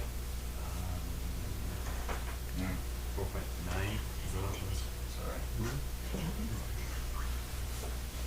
You wanna set a public hearing? You don't need to. You don't need to. Right, well, I'm saying, if the council think they need to get higher, are they fine where they're at? That's my question, sorry. Mayor. Oh, I'm sorry. Councilman Brand, sorry, go ahead.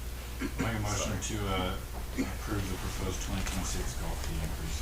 Second. Been motioned and seconded, any further discussion? Hearing none, I'll call for the question, Councilman Harjo. Aye. Councilwoman Workla. Aye. Councilman Brennan. Councilwoman Garvey. Nay. Okay, we'll run down to new business action number 5, decision, deliberation decision. Four. Mayor, you need to do four for the Oh, sorry, resolutions. I need to do 4, you're right. Run down to item number 5, deliberation decision regarding resolution 22-2026 R, increased fees for 2026 and authorized mayor to sign. Councilman Harjo. Make a motion to approve, new business action item number 4, deliberation decision regarding resolution 22-2026R to increase golf fees for the 2026 season. Second. It's been motioned and seconded. Any further discussion? Hearing none, I'll call for the question. Councilwoman Garvey. Nay. Councilman Brennan. Aye. Councilwoman Workla. Aye. Councilman Harjo. Aye. Okay, now let's run down to new business item number 5. I apologize. Action item, deliberation decision to authorize purchase of golf course equipment for approval of new lease purchase for replacement mowers and allocate of equipment inventory funds to offset the FY26 payment. It's a mouthful. Mayor. Councilman Harjo. And this is fortunately timed where we're mindful of our expenditure in this portion of our budget.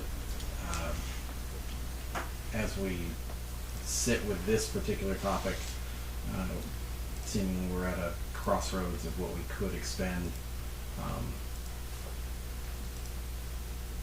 in either a lease. It's been mentioned in some of this documentation that there's a possibility of purchasing. There are factors of this budget that did not get, that were deferred for no available funds: the Echo robot, the Taurus grain rig, The green sprayer. the green sprayer. I apologize. We do have a little bit of leeway within the budget line of the CIP. We allocated $40,000 to clubhouse siding. I think I'd be interested in not perpetuating leases for equipment and commit to a purchase of the equipment that we have on hand and utilize the $40,000 from the siding project in conjunction with the remaining funds, total budgeted for FY '26, which was $19,106. Purchase these pieces of equipment outright, take good care of them for several years and not have a lease payment going forward. Mayor. I'm sorry, Mayor. Councilwoman Worklow. I just needed to clarify, because what we said we were gonna do, I hate this phone. What we said we were going to do in our budget session, all of this is meeting what we approved in our budget, except for the HVAC, right? Right? Right, yeah. No, the line doesn't have enough funds to allocate all those lease purchase items that are listed. Right, I know, but when we made our budget, that's why I brought my budget book. I crossed out everything that we said no to and circled everything we said aye to, right? So that's why I just wanna say also, I don't wanna go against our word, right, of things that you need. We're not asking for anything in addition to, really. We're just switching the funds just a little bit to cover what we already said we're gonna give you, right? Except for the HVAC. And then my question for that says, will then not be presented on the next budget? So here's the thing, if we say we're gonna give you something in our budget session, we need to uphold our end, right? So I'm okay with all of this. And that's why I had like so many questions. I don't know if it helps to read off all your answers to help educate. I hope you don't do that. You have proper grammar and speech, so. But anyway, so to my point is that things are getting moved just a little bit, but what we said we're gonna give you, right, we need to uphold our end of the bargain. So that's just where I stand on it. And if the only thing is the HVAC at $7,500 and put that on the next cycle, the next budget session, then, yeah, let's do it. So council, what do you want to do? Councilman Brennan? I'm gonna agree with Councilman Harjo that to me the best solution is buying the equipment outright and canceling the clubhouse siding for this year.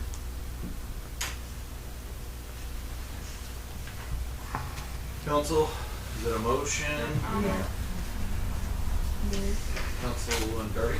I just want to make sure I'm understanding all of this in its entirety correctly. There's a lot of information on this page. It's like, okay, just give me some simple numbers. Okay, so we are over our allocation of $37,000. Yes. Okay. Based on what we approved, where we're at. So the discrepancy becomes the actual GL line has $107,000 in it, but your CIP chart on the secondary page came to a value of $145,000. There's a discrepancy. Okay. And those are the two pieces of equipment that were identified as a deferment, which I've worked with Jake and Paula. And the green sprayer, Jake said, I'm okay, my Toro sprayer is enough. I don't need the green sprayer, so he's okay with that at a later date. And then the Echo robots, he had been trying to obtain those and they sat in port in the last budget cycle for a long time. And at this point, they're not allocated in. And so we're just gonna nix them now until the distributor, sorry, maybe next time. Hold on. You're good. Go ahead. Okay, so with the, with the clubhouse siding, do we have a contractor in place? I have two quotes. I don't have a contractor in place or anything. I've just got two quotes, and I've just been kind of waiting to see what's going to happen before we do Because, I mean, anything. realistically, the clubhouse siding, I mean, well, I wouldn't tear off siding on my house in the middle of winter, so that won't be until spring at any rate at this point. So I definitely think it's something that needs to be done, very much so. But if we can move that, because it's not even gonna be done anyway right now, then I guess I'm kind of agreeing with you guys on the take that out for right now. Mayor. Hang on a second, Councilwoman. Sorry. Councilwoman Oakley had something. But it's still within the fiscal year, right? So if it's done now, or if it's done in the spring, it's still something that we said we were going to do. And I know all four of us did a deep dive into this budget, and these are things that we said. So if I had fire come up or police come up and say, just kidding, let's not do this because we changed our hearts between a lease and a purchase because we're financially, then we didn't do our jobs back in July, right? So I think what we said, what we're doing in July, we need to uphold it right now. And if it's only just $7,500 of an HVAC that you're willing to push over to the next year, then what's really the big problem here, I guess? Mayor? Okay, hang on a second. Councilman Harjo. I'll defer my comments so Councilwoman Garvey can.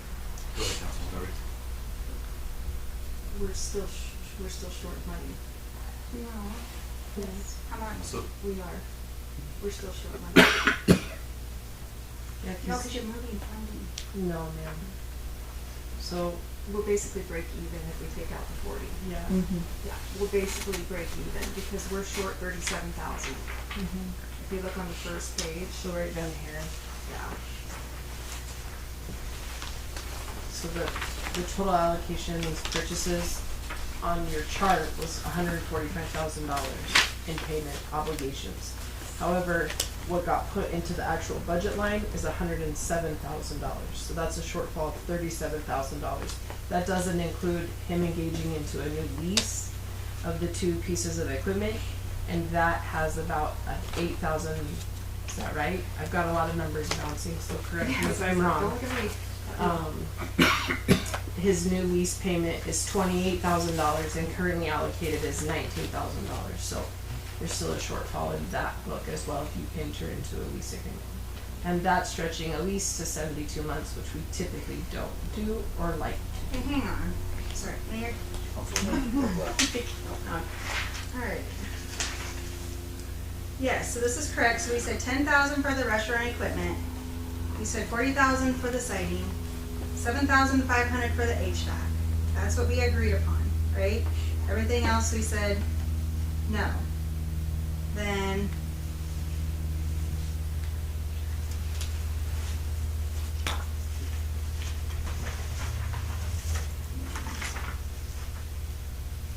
everything else here is been on the bottom part, the equipment lease has been already, it's in a lease. Pardon me.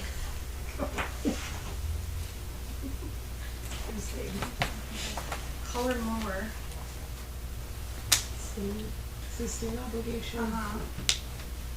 And then we said no to the Echo, we said no to the T-mower, right? I don't have a T-mower. The T-mower was 12,000, that was on our budget book right here, underneath our capital improvement.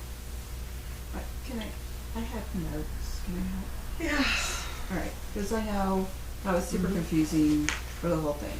And so on the 99, which is the capital improvement, we're actually you had all those ones that we were at 50, because I took out also the HVAC, that was removed.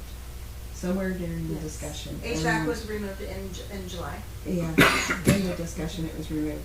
And then, on your worksheets, these ones that says requires new lease purchase, all of those were removed.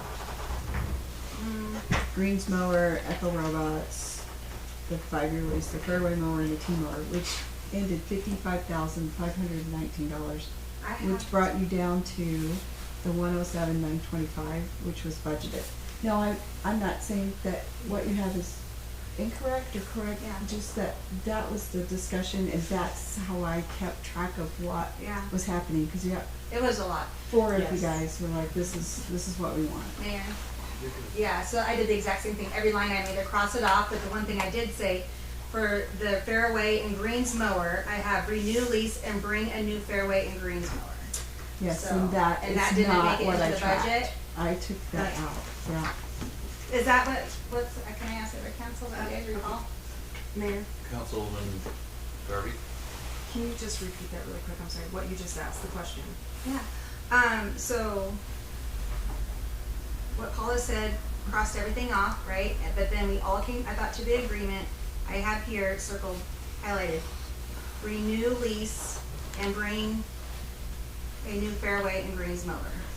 Right, and so that didn't get budgeted, so that's why we're here today, trying to do that. Okay, so with I the guess where my 40,000. confusion is that I thought it did. Yeah, And and so it so, never made it into the Mayor. Councilwoman Garvey? And this is not my notebook, this is Councilman Brandon's notebook, but he also has stay on there as well. yes. So unfortunately, yes, I believe you're, I mean, I'm speaking for you, I apologize. Yeah, you're good. He has And- stay in here as well, so that should have stayed, but it didn't get It stayed, didn't, it didn't stay. So now that's why we're trying to here. get to the 40. So Mayor. So that's where I'm trying to get back to where I thought we were, is that I thought we. I'm trying to keep track. Yeah, so I thought we already said, as a council, that we're keeping that. It didn't make it in there for all the craziness, right? And so that's where I thought we needed to uphold our bargain, and I still stand on that. So if we can make it work. Councilman Harjo? I think part of the confusion in that area was we did a lot of give and take in terms of what new equipment, CIP, we were asking to take off of the budget, while then also committing that a potential new purchase of irrigation pump equipment was gonna come out of contingency, and that was part of that give and take during that time period. That's all the notes that I have on these two budget lines is pertaining to that give and take of what the golf course and Jake were willing to set aside and defer. And here we are with the budget differentiation of $37,000. I think the logical thing, in keeping with our golf CIP for the overall expenditure, would be wise to utilize the clubhouse siding, defer that to a future CIP, use those funds now to purchase this equipment in conjunction with the allocated $19,000 and change to purchase these. So with that, I'm going to make a motion to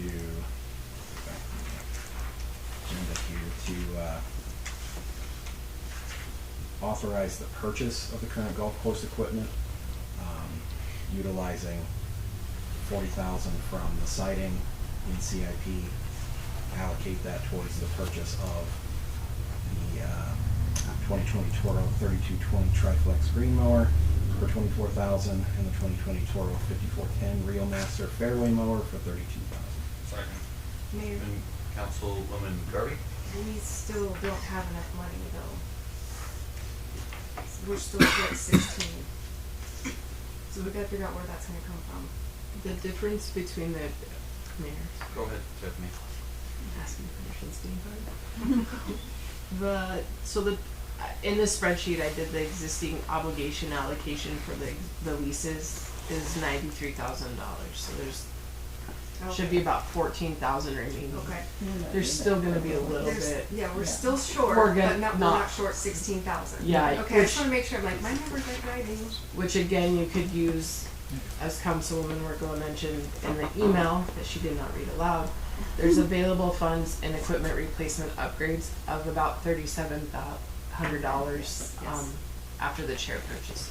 So we could use that at council.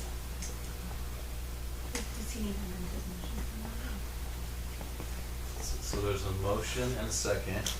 Mayor, Councilman to Harjo? clarify, without reiterating, I'd like to add to interlineation the motion that we can utilize the remaining funds after chair purchase and stay within the CIP. Okay. There's been a motion and a second. Any further discussion? Hearing none, I'll call for the question. Councilwoman Garvey? Aye. Councilman Brennan? Councilwoman Workla? Aye. Councilman Harjo? Aye. All right. Run down to final comment. Councilman Brennan? I have a question for Chief Larson. I don't mean to put you on the spot here, but in follow up to the Whitewater Analytics study that we heard tonight, is the Clearwater, sorry. Is the police department building and space in imminent need of expansion or remodel? Like, we're still paying the debt. And has there been any conversation of that even needing to be studied, or? Nothing I'm aware of with past administration. Okay. I'm just trying to figure, like, if it were to come back when I'm gone, like, can we narrow it down to facilities that need it? And I'm not gonna hold you to that right this second, you know, but I still see it as being a pretty new building that I don't know if it's burst in its seams with personnel inside, but if it's something we could trim down later, then that would be great. I mean, we do have more staff than we did when we moved into it in 2003. Yeah. Okay. Thank you. All right. Mayor. Councilman Harjo? Firstly, I'd like to congratulate our councilman-elect. Wonderful job on a campaign. I did want to offer, I grabbed a couple thumb drives from TIF. Through the process of the last couple of years, we've amassed a pretty large library of key documents that the city is driven by, and I've got a bunch of those here on my laptop.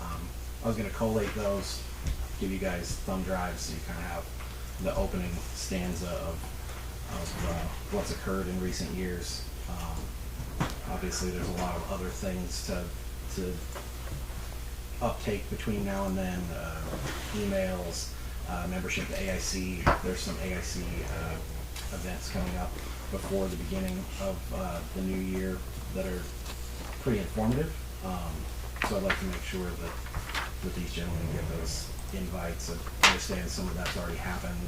Brandon's been contacted about emails, computer hardware, that kind of stuff. So we'll do what we can to, as the sitting council, to give you guys a great step forward coming in with all this kind of collated for you, and hopefully get off on the right foot for everything. Congratulations, guys. Congratulations. Congrats, guys. All I got is Veterans Day was yesterday, and the high school did a phenomenal job. Chief Nix got up there and did a phenomenal speech about a gentleman that here that was just amazing. So you got to make that. I know Randy, our IT guy, was there. That was cool. I didn't know he was Army, so it was good to see. The cemetery, Miguel, Saul, Tiffany. I mean, the cemetery always looks phenomenal. And I got to thank the Legion Post 101, 26, and the American Legion Riders. They crush it, and then that's pretty impactful. So, and I'd like to thank our two people sitting to my right and left that serve our country. So I appreciate you guys doing your service to our country. But if you ever get a chance to go to that cemetery Veterans Day ceremony, it's pretty impactful. I was a little disheartened that the government shut down, did not allow our current brand new wing commander to speak, or the existing command chief. They were not allowed to speak, so they were there on their own accord, and that just shows you the support that the Air Force Base has for the city of Mountain Home. So it was pretty awesome. With that, meeting adjourned.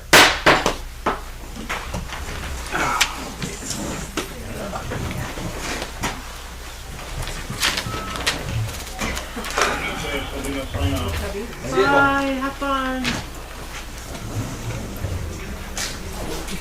Oh no, I was like.